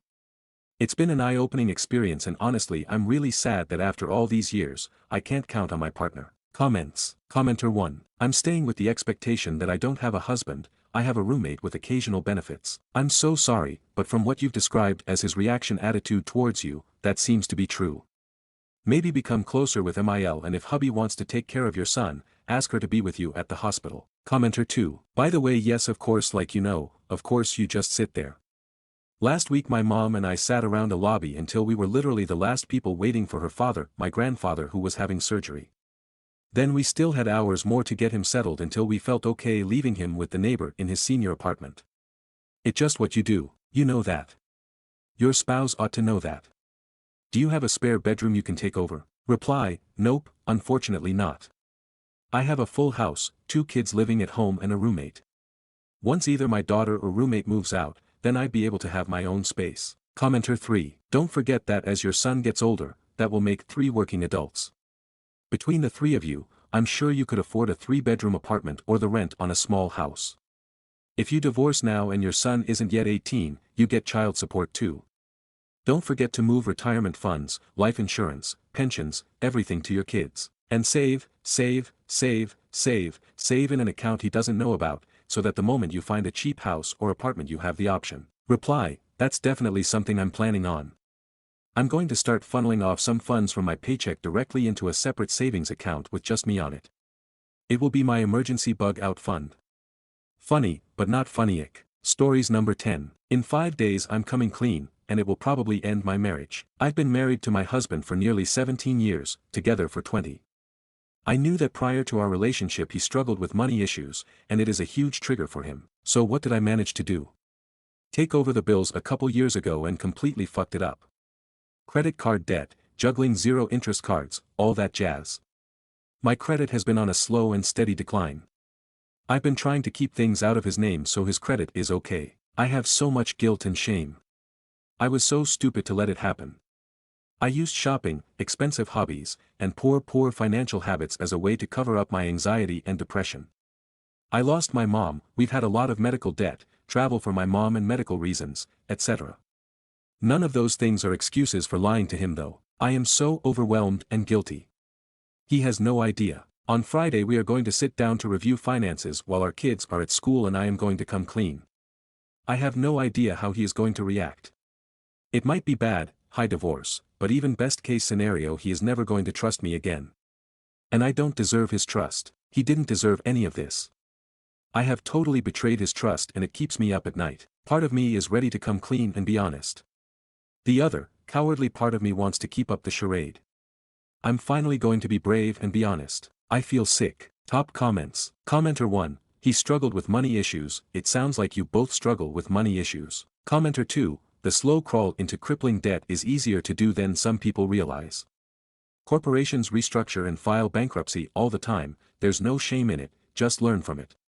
You can file bankruptcy just for yourself, and if the majority if not all the debt is in your name, it won't affect your spouse. I'd suggest coming clean after speaking with a bankruptcy attorney. There's a way out of this and only you have to pay the price, not your spouse. I did this a couple years ago, my wife's credit was untouched, and mine is already back up to just under 700. Be honest, be strong, do what the attorney says to protect any assets you do not wish to liquidate, and the next thing you know it'll be a bad memory. Most importantly, do not do it again. Commenter 3, I second this. When my business collapsed during the financial crash of 2008, I had no income and a big mortgage. Long story short, I got into about £30,000 of debt. I couldn't sleep, I couldn't eat, and I couldn't think straight due to the stress. I had a meeting with my accountant and she advised bankruptcy, and explained all the benefits of bankruptcy to me. I went ahead with it and breathed a huge sigh of relief. No regrets whatsoever. Commenter 4, I've been on the other side of this situation. My husband, we aren't married but been together for damn near 16 years, wanted to take over bills even though I am great with budgeting and money. Everything was in his name. Every so often I'd ask about our finances cause things started not making sense, or I'd see a bill, he'd hide that was past due. It would immediately turn into 0-100 tantrum with him. It was a tactic he'd use to shut me down soon as I asked. I would ask nicely to sit down and come up with a plan if I could just see the bills and what is going on. We never had, and he tanked us including my own credit because we had each other on both our cards. I still haven't really forgave him. We lost the ability to buy the house we rented for 15 years that our special needs children grew up in, which was set up for them and their future as adults, having a small apartment upstairs, and had to buy a tiny house with neighbors smashed against us, hardly a yard, and I'm miserable as fuck. I feel like I lost a person I loved deeply losing that home. We're still together and I handle all the bills now, house is in my name, I'm waiting to win the lottery now to escape what he's done to us. I resent him, lost any attraction or respect for him. I'd walk away if I could. Commenter 5, coming clean will be a huge weight lifted, and maybe now the two of you can communicate better and work through this together, or he may never trust you again, but you owe him the truth. Update post. TLDR, my marriage isn't over, but I don't think it will ever be the same. First, thank you to everyone that replied and messaged. I read every single one. I appreciated the hopeful comments and identified with the harsh ones. I'm no angel in this story, so some extra info. My husband has a very high-intensity job and travels frequently. I took over the bills so nothing would get lost in the shuffle when he was away from home and he could focus on what he needed to focus on. Insert joke here, right? I was a complete wreck last week. I barely slept, was physically anxious, and was both absolutely dreading Friday but also couldn't wait for it to just get here already. Fortunately my husband was on a work trip and my kids were busy with basketball, friends, theater, etc. and were barely home. I barely ate and lost like 3 pounds that I've been stuck on. Not recommended for a diet plan. Friday we planned to each work a half day, then have some lunch and look at our budget for the year. Tax returns were pretty decent and my husband got a good annual bonus, so it made sense to see what was what. He was already talking about throwing some in a CD or investment and I just felt ill. Friday comes and he comes home with In-N-Out and a chocolate shake for me and I just lost it. Full on sobbing. It freaked the hell out of him, and took me like 10 minutes to get myself under control. Then I spilled it all. I started with, I love you and I'm sorry, and just let fly. That wasn't my plan, I had a whole thing written down to make sure I didn't miss anything and it didn't matter at all. To his incredible credit he just sat there in shock and listened. Then he definitely underreacted and went directly to, we'll fix it together, mode. He wanted some time to absorb what I'd said and then wanted to work through our accounts one by one to see what was actually up, and he wanted to do this alone, then we'd come up with a plan. I let him be and just did some cleaning and laundry. After maybe 45 minutes I heard him leave the house with the door slam. I wasn't about to chase him down after he asked for space to process. I did look at the computer and it was a list of all our outstanding balances. To everyone guessing figures, here you go. I assumed it would be $60,000 based on my rough math, but I had forgotten a couple I had on autopay. $96,000 in debt that he had no idea about. He messaged me a while later that he was going to stay by his mom for the night and would be back to pack a bag, and that he would rather not talk yet. I respected that and made myself scarce. He came home the next day and we manufactured some time alone to talk by sending the kids out to run errands. The oldest can drive and loves any excuse. The heart-to-heart was basically this, I fucked up royally here, but he shouldn't have checked out completely and let it get to this point. He is going to take over our finances. We're going to do a HELOC or second mortgage for all the recurring stuff and buckle down hard. We will review everything together at least twice a month. We will do marriage counseling together. I agreed to absolutely every term and condition. I honestly thought he wasn't going to come back. Things are chilly at best right now, and I am so desperately sorry and sick over the hurt I caused. At the same time there is a deep sense of relief that, whatever happens, I'm no longer lying about it and everything is out in the open. Maybe he'll still decide that he can't move on, but I'm going to own whatever happens. Commenter 1, the heart-to-heart was basically this, I fucked up royally here, but he shouldn't have checked out completely and let it get to this point, now you're not gonna blame him for not paying attention. Reply, those were his words.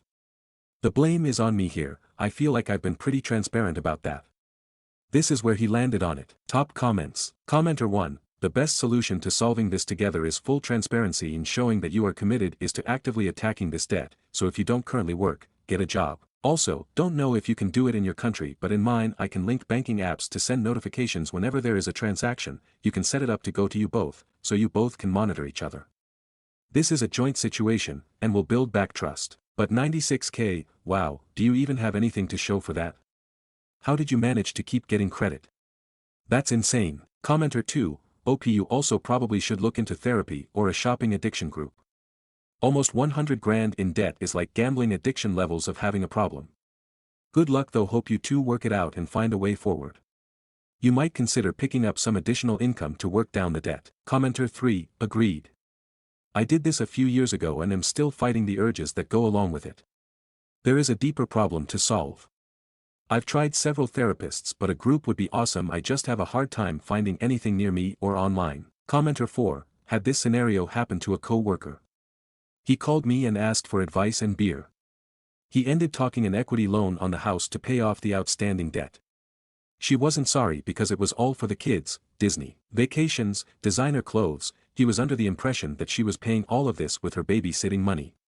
It was definitely a mess. Commenter 5, she wasn't sorry. That is where the beginning of the end happened hopefully. At least in the case of OP she seems to have real remorse. I can forgive someone who isn't making excuses but delusional people who think they can just spend whatever they like. Nope. Commenter 6, no way to tell if your marriage will survive this, but in your coming clean, that burden was transferred to him. How much lighter you feel is because the weight is now on him. Don't forget that. If I were you, I'd run out and get any additional job I can, even a minimum wage job, and contribute to paying it back. He may not want you to, but offer and make a real effort. When you say, expensive hobbies, I hope you don't mean gambling. I'd be completely unforgiving if it was spent on gambling, but otherwise, it's disappointing but not unforgivable in my mind. People do stupid shit all the time, but your actions have put your whole family behind for the next X years. I'd go out of my way to never eat out, and downgrade all necessities. Like if you are used to La Prairie moisturizer, use F*King Neutrogena. Clip coupons when grocery shopping and tighten up everything, and waste nothing. That's your penance. He seems to love you, and if he sees all this for the next year or few years, I'm sure he'd find it in his heart to forgive you. You'd probably develop a few good habits too. You have to earn that forgiveness before you can earn trust back, though I'd never expect to earn trust around finances back in this lifetime. I'm glad you told him the truth. Stories number 11. I secretly recorded my professor making sexist remarks and got him fired. I, 26 am in my final year of university, and I had a professor, let's call him Dr. R, who always made weird, inappropriate comments. At first, I thought he was just old-fashioned, but over time, I realized he was blatantly sexist. It started subtly, he would call on male students more often and dismiss female students' answers as lucky guesses. But as the semester went on, his comments became worse. He once said in class, women just aren't as naturally gifted in logic-based subjects, and another time, when a girl asked a question, he laughed and said, if female students spent less time worrying about their looks and more time studying, maybe they'd get better grades. Whenever we had a difficult topic, he'd smirk and say, this might be a little hard for the girls, but don't worry, just smile at your lab partners, and they'll help you out. Then one day, he completely crossed the line. A girl in my class wore a tank top because it was hot outside, nothing inappropriate, just normal summer wear.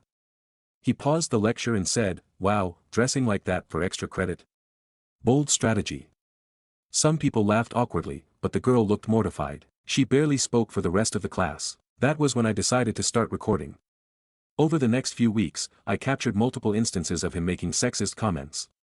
The worst was when he joked that women should focus on easier fields because STEM was too stressful for them. That one pissed me off because there were girls in the class working their asses off, and he was acting like they didn't belong there. I compiled everything and submitted it anonymously to the university's disciplinary committee. They launched an investigation, and within a month, Dr. R was fired. Now, some of my classmates, mostly the guys, are pissed at me. They say I ruined a man's career over a few jokes and that I should have just ignored him. But a lot of the female students have thanked me, saying they've been uncomfortable in his class for years. Stories number 12. To fool by not asking more questions before using a tanning bed. I got a gym membership recently and with it came all of the perks like a tanning booth, hydromassage, red light therapy, etc. I've never tanned in a booth or bed in my life and I'm pretty pale to being with. Any beach trips, I try hard to cover up because of a really bad sunburn I got as a kid. My family has always pushed for me to tan as pretty regularly. They comment things like, "You look like a vampire. You seriously lack vitamin D. You could blind someone with those legs. Got a moon burn?" And just stupid things like that, so I did it. I went to the gym, did my normal workout and decided to get a tan. When I asked the front desk rep how long I should go for, she looked me up and down and said, "I'm not sure. I've seen people do 9 minutes." I then asked if I needed any suntan lotion, cause again how it works. She says, "No, you just pop in and press start. I have you for 9 minutes, I didn't question it." I went in as naked as the day I was born and it's one of the worst things I've ever done in my life. I felt great getting out, driving home, but after my shower it felt like my skin was going to slip off. I turned red and felt hot. Mind you, I haven't had a sunburn in a long time. So I took a nap. When I woke up I felt like Stewie from Family Guy when Brian forgot about him in the tanning bed. The blisters are unreal, but I've been keeping to moisturizing and staying hydrated, but it hurts insanely bad. All this aloe and cold compresses have me not ever wanting to see a tanning booth or bed or even the sun ever again. TLDR, I used a tanning booth too long and got a massive sunburn. I regret not asking the lady at the gym more questions. Update, can barely type. I hurt. Will report back soon. Update, I'm peeling like crazy. I did have to go to urgent care because I got so incredibly sick. Turns out I got sun poisoning. I'm tons better now and have been advised to follow up with my primary care provider for any further skin changes, but I will happily never do that again. I did speak with management at my gym regarding the talk I had with the desk girl. They were apologetic and said it would be addressed. Happy to report I made it out with a semi-nice tan, but the peeling is pretty bad. Stories number 13. Aita for embarrassing my husband's coworker for embarrassing me and my husband. A few months ago, after many years of trying to conceive, my husband, 32M, and I, 33F, had a gorgeous, healthy baby boy. My husband and I are black, which is pertinent to this story. We were over the moon, and family, friends, and co-workers had also been excited for us. Right after I delivered, my husband emailed a birth announcement with a photo of our son to everyone in his office. Fast forward a couple of weeks, and my husband came home fuming after his first day back at work.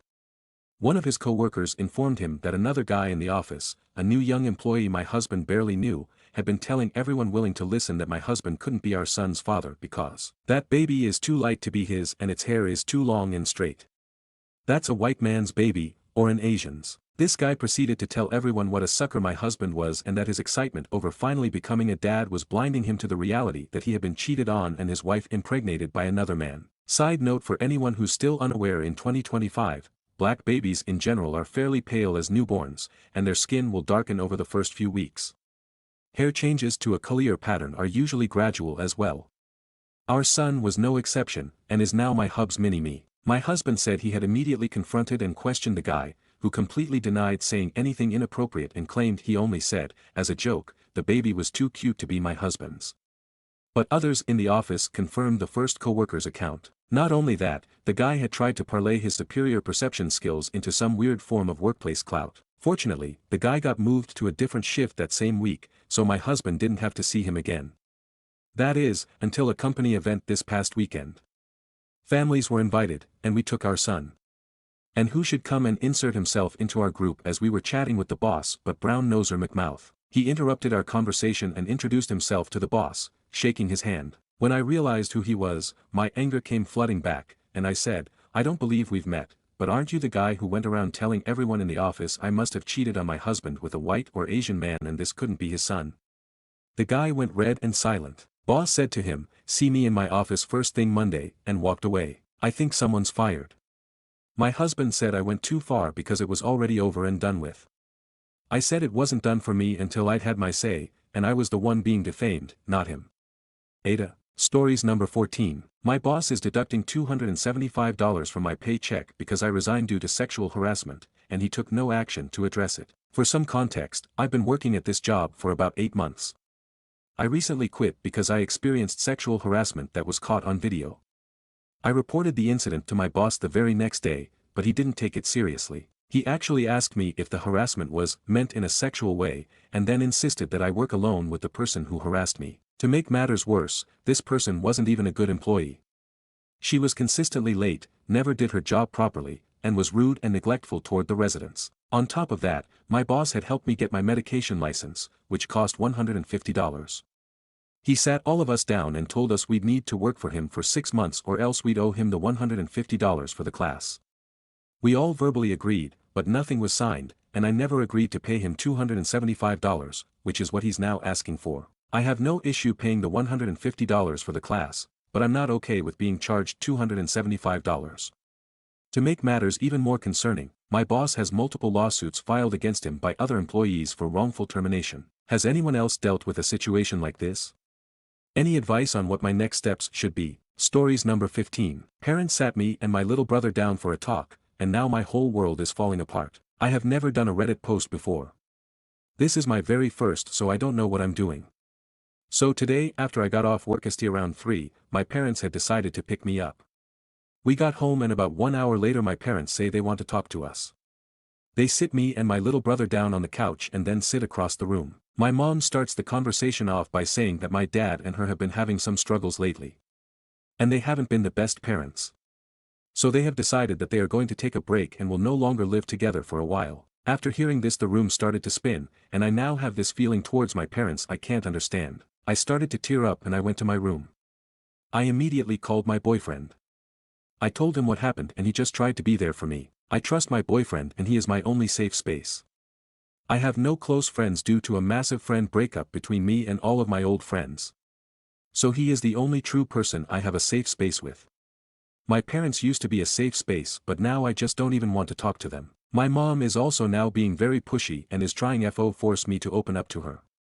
I am trying to give her the benefit of doubt because her marriage is literally failing, but I don't like that she is trying to pry her way into how I am trying to cope with this, and I actually ended up snapping at her. I was still on a call with my boyfriend and my mom barged into my room and demanded my phone. She then proceeded to walk over to me and take it from my hands while I was still talking to my boyfriend. She gets onto my bed and starts to try and cuddle me. I let her, not wanting to be rude. My call suddenly ended, so I reached over and grabbed my phone. My mom slightly chuckled and started to tickle me. She then tickles a ticklish bit of my lower half. I am a very ticklish person and I squirm and make sudden movement when tickled. So when she tickled that certain spot I accidentally bonked her chin slightly hard with my knee. She immediately got mad at me and began to yell at me. I told her I thought we were messing around and my little brother agreed that he thought we were messing around. She grabs my phone and throws it a bit. I ask her if she is mad at me. She says that she loves me and that my dad and her are worried about me and that they want me to go hang out with them. I then tell her that I would rather be alone right now since I need time to process this and the fact that one of my biggest fears are coming true. She says that she has given me 2 hours to process it. I start to lose it at this point. I tell her that this is going to take more than 2 hours to process, that this is going to take a little while for me to process and that I want to be alone to process it. She still tries to push that it is better that I spend time with them. And that it's only happened once. I finally lose it. I slightly raise my tone and begin to yell at her that this is the second Christmas ruined because of them. She looked at me confused. I tell her that last Christmas she had gotten so overly drunk that her and my dad got into a massive fight. She then ran upstairs into my brother's room and sat on the floor sobbing, saying how much she hates my dad and that he is a horrible husband. I try and comfort her, which she then fell asleep. And this Christmas my family was playing a game of pop darts and my dad and brother got into a fight. My dad ended up getting so mad that he left and didn't come back home until late into the next day. Now this is some context possibly that I am only a 14-year-old girl, and my little brother is 12. I know other people probably go through much worse.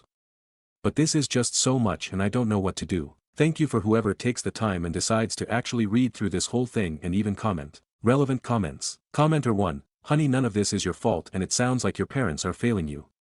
It's not your job to comfort your mom or process your feelings in 2 hours. They are right, they have been terrible parents. Unfortunately it sounds like your mom just wants you on her side. Just try and gray rock so you don't become any more of an emotional punching bag. You got this, and I am sending you big hugs from a mom of divorced parents.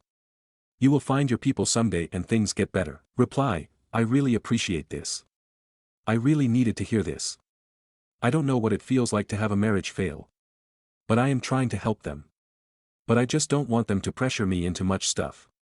I am truly grateful for the help and support. Commenter 2, mom sounds incredibly immature. Wouldn't be surprised if she's working OP and hope that OP prefers to live with her, need that child support, right? OP, unfortunately, you presently sound like the only adult in the room. It's not normal to process this news in 2 hours. Attempting playful banter after throwing that bomb on you is so childish. Are there any other family you can confide in? Obviously, stay close with your brother. You need to look out for one another. Reply, sadly the only close family I have is down in Nevada. Or an estranged cousin on my dad's side. So I am sadly stuck with them. My brother and I have always fought but now we have suddenly bonded quite well over this. So I plan on keeping close to him and helping him through this with me. Commenter 3, going to go nuclear here, it sounds like mom has a drinking problem. Reading between the lines. But that's what her behavior sounds like. Impulsive, inappropriate. Falls asleep after big blow-up equals passed out. So add that to the pile, because that could be a significant determination of where the kids end up. Reply, sadly both of my parents drink heavily. I can't recall a single time where they haven't had a drink at night or during the day. I know it can be helpful for the one drinking but I think it should be a special occasion, not something you have multiple of every night. Is OOP allowed to work at 14? Reply, you are allowed to work at 14 where I live. I work as a dishwasher in a restaurant. Update, hello, I know it's been forever since my original post. I honestly don't even know how to start this off. Since my original post was 2 months ago I figured an update was probably needed since I left so much in the dark. Over these 2 months my dad has moved out and is living somewhere else. Me and my brother go over there after school and hang out until our mom can pick us up. They still act cordial in front of me and Tyler but they have so much built-up tension it's concerning. But on New Year's or like at 1ish on January 1st I tried to talk to my dad since he and Tyler my little brother got into an argument about lighting off fireworks. I had gone downstairs since I thought I could talk to my dad and get his side of the story and just talk since he is my dad. But he had been drinking way more than I have ever seen my dad drink before. So when I went to talk to him things took a sideways turn. My dad had ended up saying some words and the words he said still really fucking hurt. What he said to me really cut deep. He told me, I hate my life. I'm stuck in a shitty job, a shitty marriage, I have a son who treats his mom like shit, and then you. I have a daughter who is a piece of shit. When I found out I was going to have a daughter as my first kid, I was so excited. I thought I would have a daughter who loved to fish, hunt, and be hardworking. Instead I got a fucking snowflake of a daughter who doesn't like anything, is a worthless lazy piece of shit who expect her parents to bend over backwards for her. I got a daughter who doesn't give a fuck and is just nothing but a bitch. That cut so fucking deep. And I hear those words in the back of my mind so much, and I haven't even really had a chance to really process the whole split with my parents. Because right after I was told my mom told me that I had to be strong for my brother since this is really hard for him. So I had to grow up and swallow the fact that my parents are taking a break. So I tried to turn to my boyfriend, now ex, for comfort and support. Instead I got a couple comforting words and telling me it's going to be okay. Then he proceeded to tell me about his problems and how he got shot in the knee. If anyone wants the story on this shit please let me know because at this point I need to talk because I can't afford a therapist and I'm going to explode if I don't let this shit out. I haven't gotten a break since this whole problem at Christmas. I get a Christmas present of my parents splitting. I start the new year with my dad telling me he hates me.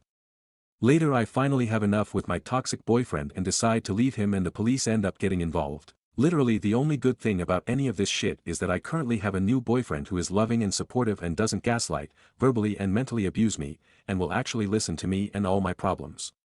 And I had my 15th in February as well. If anyone wants more context I have much more but it's currently 2:19 in the morning and I haven't gotten a good night's sleep in about a week and a half. Thank you to anyone and everyone who takes the time to read this mess of words. I hope you all have an amazing day night. Top comments. Commenter 1, hello sweet op. I am so immensely proud of you. You are an awesome survivor and you don't let your father drain you nor let him drag you down with him, as he is sinking as fast as a rock thrown into water. The man clearly has lost any decency or parental dignity and those who lose all credibility as parents aren't entitled to parental admiration, you know that, right? That your boyfriend is now your ex, congrats, is just such a healthy boundary, you saw your worth and you took action and I couldn't be prouder. The empathetic and lovely new BF you just gained is simply the icing on the cake. You and your own independence and self-worth are the real price. I think you are maybe a tad bit too young to fully understand why your father has said to you what he said. The knee-jerk reaction would be to think that he actually wanted to hurt you and therefore chose those cutting words of insults and blame. But that is just half the truth. Your father has failed in basically every aspect of life, his own point of view, and there aren't a lot of things that uplift people who hit rock bottom. One of those uplifts is cheap comparison to those still around, so, a failure as him can feel a bit better when he looks around and sees other failures among him. By belittling you he gained an upper hand, he desperately needed. You, in his mind, are a failure too. And your mom. And probably your brother, the neighbor's dog and the guy who's presenting the weather forecast on Channel 9. All failures, just like him, so he doesn't feel so alone anymore. It's as pathetic as it is vicious and one of the lowest blows imaginable. I am truly sorry for you and I wish there would be an upside to all of these ugly words, some miracle where we can take them, turn them to good use and thrive. But sometimes people are just pathetically weak and we are unfortunately tied to them and they hurt us and this hurt does nothing good, just a dig at our self-love, self-worth and our yearning for happiness and peace. I really hope you will grow up and build your very own, very stable support network. Kudos for finding this lovely new boyfriend, but a support network is big. It includes loyal friends, fair colleagues, in school and in business, and, if possible, family bonds, to your mom, to your brother. You are the architect of your own support network and you will do amazing. From the bottom of my heart, I wish you all the best. Commenter 2, focus in on yourself.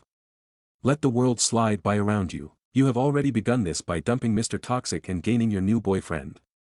Now focus on what do you like to do, where do you want to go in your studies? Do you like reading? Do you like movies? Do you enjoy manga? Cooking? Etc. Try some things out to expand who you are. Maybe you love baking but hate cooking or vice versa.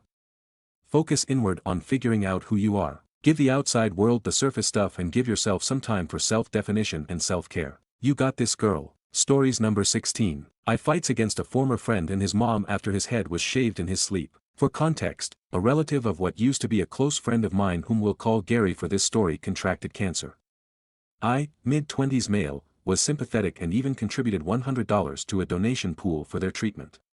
But Gary came to me one day and took his hat off to reveal a freshly shaven head. He told me that everyone in his family were doing it in support of his relative, and so were a lot of our mutual friends. Then he asked that I get on the bandwagon. I told him I didn't want to shave my head because I like my hair. My hair is black, regularly combed and well styled. He said I could just get a wig or something and had actually brought his shaver kit. He was unboxing it when I told him this was not happening. I don't even really know his relative that he's doing this for, so I'm not doing it, end of discussion. He called me in and dollar hole and left angry. We didn't speak for a week. Then last Saturday I got invited to a party at another close friend's house. There I found out that Gary had tried the same thing on several other friends, and only a couple of them actually did shave their heads. Gary wasn't at the party, so I had a blast hanging out, playing video games and listening to rock music. But I had way too much to drink and couldn't drive home. So they said I could just sleep upstairs. I passed out on a bed and it was a blissful sleep till I was shaken awake by another friend who told me Gary had showed up late and they caught him shaving my head while I was passed out. I saw what I looked like in a mirror and wanted to scream like I was in a horror movie. Gary even shaved off one of my eyebrows. Gary was still there and acting proud of himself, saying, "Now you're gonna have to shave off the rest, just like me." LOL. I was furious and called the cops. When they got there, Gary fully admitted to what he had done to me and even said he was justified. The police didn't seem to think so, as this is classified as a form of assault. They asked me if I wanted to press charges and the first words out of my mouth were, "Hell yes." Gary cussed me out while they took him away in cuffs. I tried getting my hair restyled into something presentable. But there was no saving it, and now I'm bald too. Now a bunch of Gary's family are telling me to drop the charges because Gary was off his meds and didn't mean to do it. I was like, WTF, because I never knew he was on meds. But I still refused to drop the charges. It'll take months to grow my hair back the way it was, but all of the calls and messages from Gary's relatives are starting to get to me. Just about everyone else in our friend group has cut Gary out though and say that I'm doing the right thing by not dropping the charges. So now I'm divided. Aita for pressing charges on a former friend for shaving my head in my sleep. Edit, I want to make something clear here. So many people have said things like, "Dude, it's just hair." But would they all be saying that if I wasn't a man? What if I was some girl that had hair that took years to grow? Would they be saying the same thing? Sure, hair grows back. But it takes time. If it was something that grew back fast, people would be less inclined to care. But it's not fast. It takes months. And for some who had long hair, years. That's a lot of time wasted growing, and I don't plan on pushing for Gary to go to prison. But I don't plan to drop the charges either. His family already bailed him out. And while I didn't know he was on meds, I knew he had quite the temper, and even an entitled attitude at times. One example being a lunch where he wanted us all to combine the check and split it evenly. He got the most expensive thing on the menu. I got a cheeseburger. When we all said no, Gary went off on us for not being good friends. He's always been an ass when he doesn't get his way. And I've only known him for like 3 years. This incident was the last straw for not just me, but a lot of other mutual friends. As for the charges, I don't want to send Gary to prison. But I would like him to get some therapy and community service. With the way Gary has acted around me in the past, and what he did to me, I actually wonder how long before he got more violent. I've seen and heard of him getting in fights for less. Edit 2, I've gotten many comments from people saying, YTA. He has cancer. If you actually read what I posted, Gary is not the one with cancer. A relative of his I don't know does. And no, I don't know what kind of cancer. Gary didn't elaborate. He wanted me to shave my head for this person. And when I refused, he left in a tantrum, then shaved my head while I was passed out drunk at a party. Relevant comments. Commenter 1. But did you shave the other eyebrow to even out the regrowth? Reply. Unfortunately yes. I had to. Commenter 2. NTA. Being off meds may be a reason, but it's never an excuse, and that was definitely assault. In fact, if you haven't already told the police, make sure they know that Gary previously asked you to get on the bandwagon, said he'd shave it for you while unpacking his equipment, you refused and he verbally assaulted you. He knew you didn't and wouldn't consent, but did it anyway while you were unconscious. Block Gary and his relatives from everything, try not to get upset when you can't avoid a mirror, and hope your hair grows back better than before, smiley face. Reply. The police know every detail about Gary that I've given here, save for his family harassing me. Which I intend to tell the police about ASAP. Commenter 3. NTA, lucky for you, the only difference between a bad haircut and a good one is a couple weeks. Maybe a couple months for you, sorry bud. Reply. It'll be a couple of months sadly. It'll probably take 5 months to get my hair back to looking as good as it was. OOP in regards to if his other friends knew about this, my friends all want nothing to do with Gary anymore. They didn't egg him on. They had no idea he was gonna do what he did. Commenter 4. Actually, if you're going to talk to the DA, they may be able to offer him a plea where he needs to stay on meds, go in treatment. NTA. Reply, I already figured not much was going to happen since I wasn't harmed other than my hair. Whatever deal he takes in court, if he gets one, won't really matter to me. What does matter to me is that this due process makes him realize just how badly he screwed up. Meds or no meds. Reply. In regards to if Gary brought his own shaving kit, he used some stuff that was in the bathroom next door to the room I was sleeping in. He didn't bring his own. But I can see why you'd think that. It's far from the first time I've passed out at a friend's house. And Gary knew that. In fact, he was probably waiting for it. If anything, this has been a wake-up call to get my drinking under control. Commenter 5. How did he get into the house? You're 100% NTA and should press charges. But who let him into that house? It was someone else's place, and I am assuming he either came in super late or early in the morning. The reason I am asking is that in addition to Gary, someone let him into the house, and I would be interested to know the reasoning. Reply. Gary got in because they let him in. They figured his tangent about hair was over. He tried to convince a bunch of them to shave their heads like he did to me. And none of the people there let him do it. My guess is he singled me out because I was passed out. If not me, it could have been anyone else there if they'd passed out drunk instead. Commenter 6. See, the difference between me and you is, I'd beat the hell out of Gary and I'd be going to jail for assault. OOP fighting isn't in my nature. I don't even usually get angry all that much. But if Gary had attacked me, I'd like to think my friends likely would have ganged up and beaten the crap out of him. But I really don't know. Reply. On the evidence the police gathered, the police got a couple pictures of my head and the trimmer Gary used on me. But I didn't want any more photos of what I looked like show up. So I had the rest of my head shaved the next day. Commenter 7. In your country, what are the consequences of having charges pressed against you? I've heard that in some corners of the world people can find it very hard to get jobs after getting jail time, which I acknowledge you don't want, but I supposed it's a possibility, which tends to cause a downward spiral that ends up disproportionately more punitive than the original conviction. It sounds like you want Gary to change his ways. Would the result of pressing charges have that outcome? NTA-BTW. Reply. Honestly, it's a toss-up from what I know. But I hope that if I push for just the minimum and only get him community service and therapy, then perhaps his record won't be affected too harshly. But I can't say for sure. OOP on how Gary got into the friend group. Gary isn't a relative of anyone I know. He was the neighbor of a friend who wormed his way into my friend's circle. He seemed likable at first.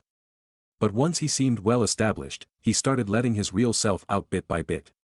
A lot of us were already fed up with him. Update post. A friend of mine just showed me a video yesterday in which my old post had been read. Honestly, I'd nearly forgotten about it since I was only there to ask if I was TA or not. And since I don't want to go through the pain of trying to do an update on AITA, I thought I'd just do it here since entitled spells out Gary pretty well. Other than the shaving incident, he tried to get us to partially pay for his food multiple times by combining the check and dividing it equally when he always got the most expensive thing on the menu, and once even pulled the "I forgot my wallet" bit. He was described as a neckbeard by multiple people, including women he flirted with. He tried to get a married neighbor woman that was older than him to have an affair with her. And then later egged her apartment door when she refused. That one I only learned about a couple months after my original post. And no, Gary never saw consequences for doing that. I also learned he stole several video games and DVDs from friends, mooched food and drink out of their fridges, and even went through a period as a squatter for 2 months by refusing to leave a house he'd been let into by a former tenant, and the landlord actually paid him to leave. Gary's also an extreme hypocrite that contradicted himself more than a corrupt politician. For example, one minute he'd be anti-vax, the next he'd be complaining about other people who weren't getting the C-19 vaccine. Pretty sure he never got it too. I can't believe I ever had any sympathy for this man. To recap, a former friend of mine named Gary is related to got cancer. And Gary went around trying to get our friend group to all shave their heads. He only got a couple of them to agree, and even brought his shaving kit to my apartment because he just assumed I'd join in as well, and was already unboxing it before I even got the chance to say anything. I told him the shaving was not happening. Well, he decided to make an example of me, and waited till I was good and passed out from drinking at a friend's party. I was so dead to the world that I had to be shaken awake by a friend after Gary got caught shaving my head. He took off one of my eyebrows and messed up my hair beyond saving. And he was laughing his butt off over having done it. So yes, the rest had to come off. I ended up pressing charges on Gary for assault, and found out he's been on meds for a mental disorder for years. And he'd stopped taking the meds, which is one of the reasons he was so loopy. But his tune changed pretty quick when police arrested him since what he'd done qualifies as assault. Gary's family harassed me and tried to make me drop the charges. I not only didn't drop the charges, but I reported the harassment to the police. Only problem is it didn't bloody stop. In fact, it got worse. Mainly from Gary's mother, whom I can see where Gary got his charming personality from. She showed up to my apartment a couple of weeks after the shaving incident to scream at me that I knew nothing about what they were going through. And a little hair wasn't a big deal. I told her my hair was a big deal to me. And what Gary did was inexcusable. Well, that earned me a slap on the face, followed by a swift kick to the nuts, followed by a few more kicks to my body after I went down. It was all recorded by a camera that I had watching the front door. Landlord wouldn't let me put in a Ring doorbell cam. One of my neighbors saw her, and screamed at her they'd be calling police. Gary's mom ran, and I ended up going to the hospital with minor injuries. Mostly just bruises, a black eye, and a sore groin. Gary's mother got arrested, and I filed a lawsuit against her for attacking me. I saw her in court twice for both her assault on me, and the lawsuit I filed for her assault. This woman had taken several self-defense classes over the years, so she knew how to fight. That had the judge consider her a trained individual, and she was sentenced to 6 months in jail, given 2 years probation, and ordered to pay my medical bills. She actually cried to the judge about the money. But he wasn't having it. It took some time to see her in court again for my lawsuit against her as she was out of jail by then. I was awarded $10,000 for the harassment, emotional damages, and lost work hours, and she had to pay all court and lawyer fees. Which she cried about again because she didn't want to pay anything to the man who'd ruined her and her son's lives. But she had the money for both court cases, because she had no problem paying. But around that time, I heard Gary's relative with cancer passed away. I don't know any details, just that they passed on. I admit that was sad. But I never knew this person. But Gary made their condition his hill to die on when he tried to make an example out of me. Gary got some probation and community service for what he did to my hair, and he cut contact with our entire friend group and eventually moved away. Where to, I don't know. I don't care either. As for my hair, well, it grew back just fine. Took nearly half a year to get it back how it was. My boss had me put out of sight for a while, and I was wearing a hat everywhere for at least a month. I did take that $10K I got in the lawsuit and combined it with my savings for a down payment on a house. So I've since moved into a much better abode. I also have a girlfriend now that's living with me. It was a bit soon for her to move in, but there were extenuating circumstances.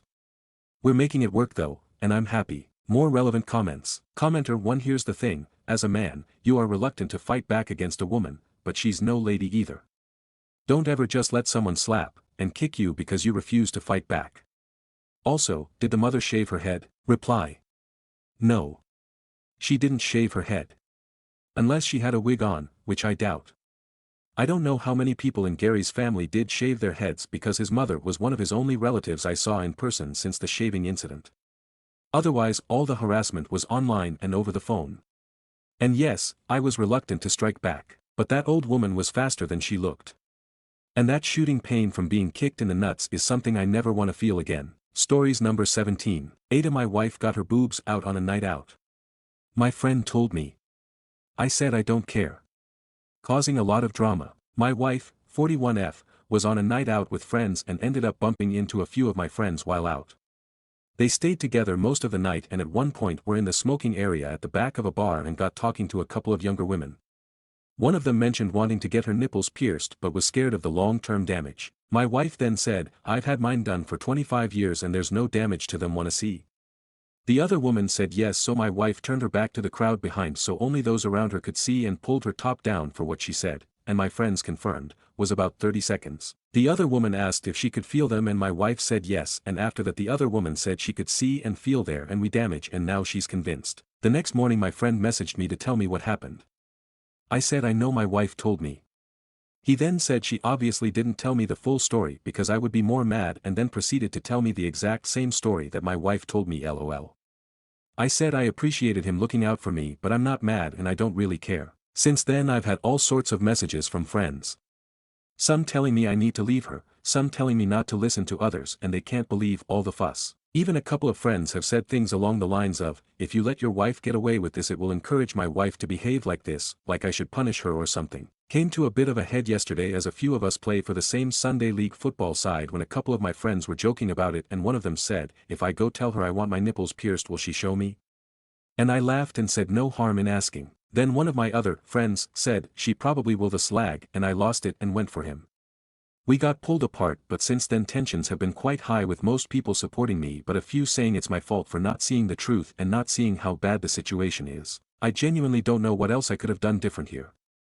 I'm not bothered about it, I'm really not, and I don't need people to be offended on my behalf. When we go on holiday she will be topless all day at the beach where hundreds of people can see her. I can't believe all the fuss about some nipple piercings. So Aita for not caring, my wife got her boobs out on a night out. Stories number 18. Dad got a loan for $25,000 in my name and now can't make the payments anymore. I had no idea he did it and he's missed several payments. I'm about to buy a house, I'm mad, confused and scared. My dad called me on Friday, which was weird because we really only talk around Christmas due to his domestic violence issues when I was a child.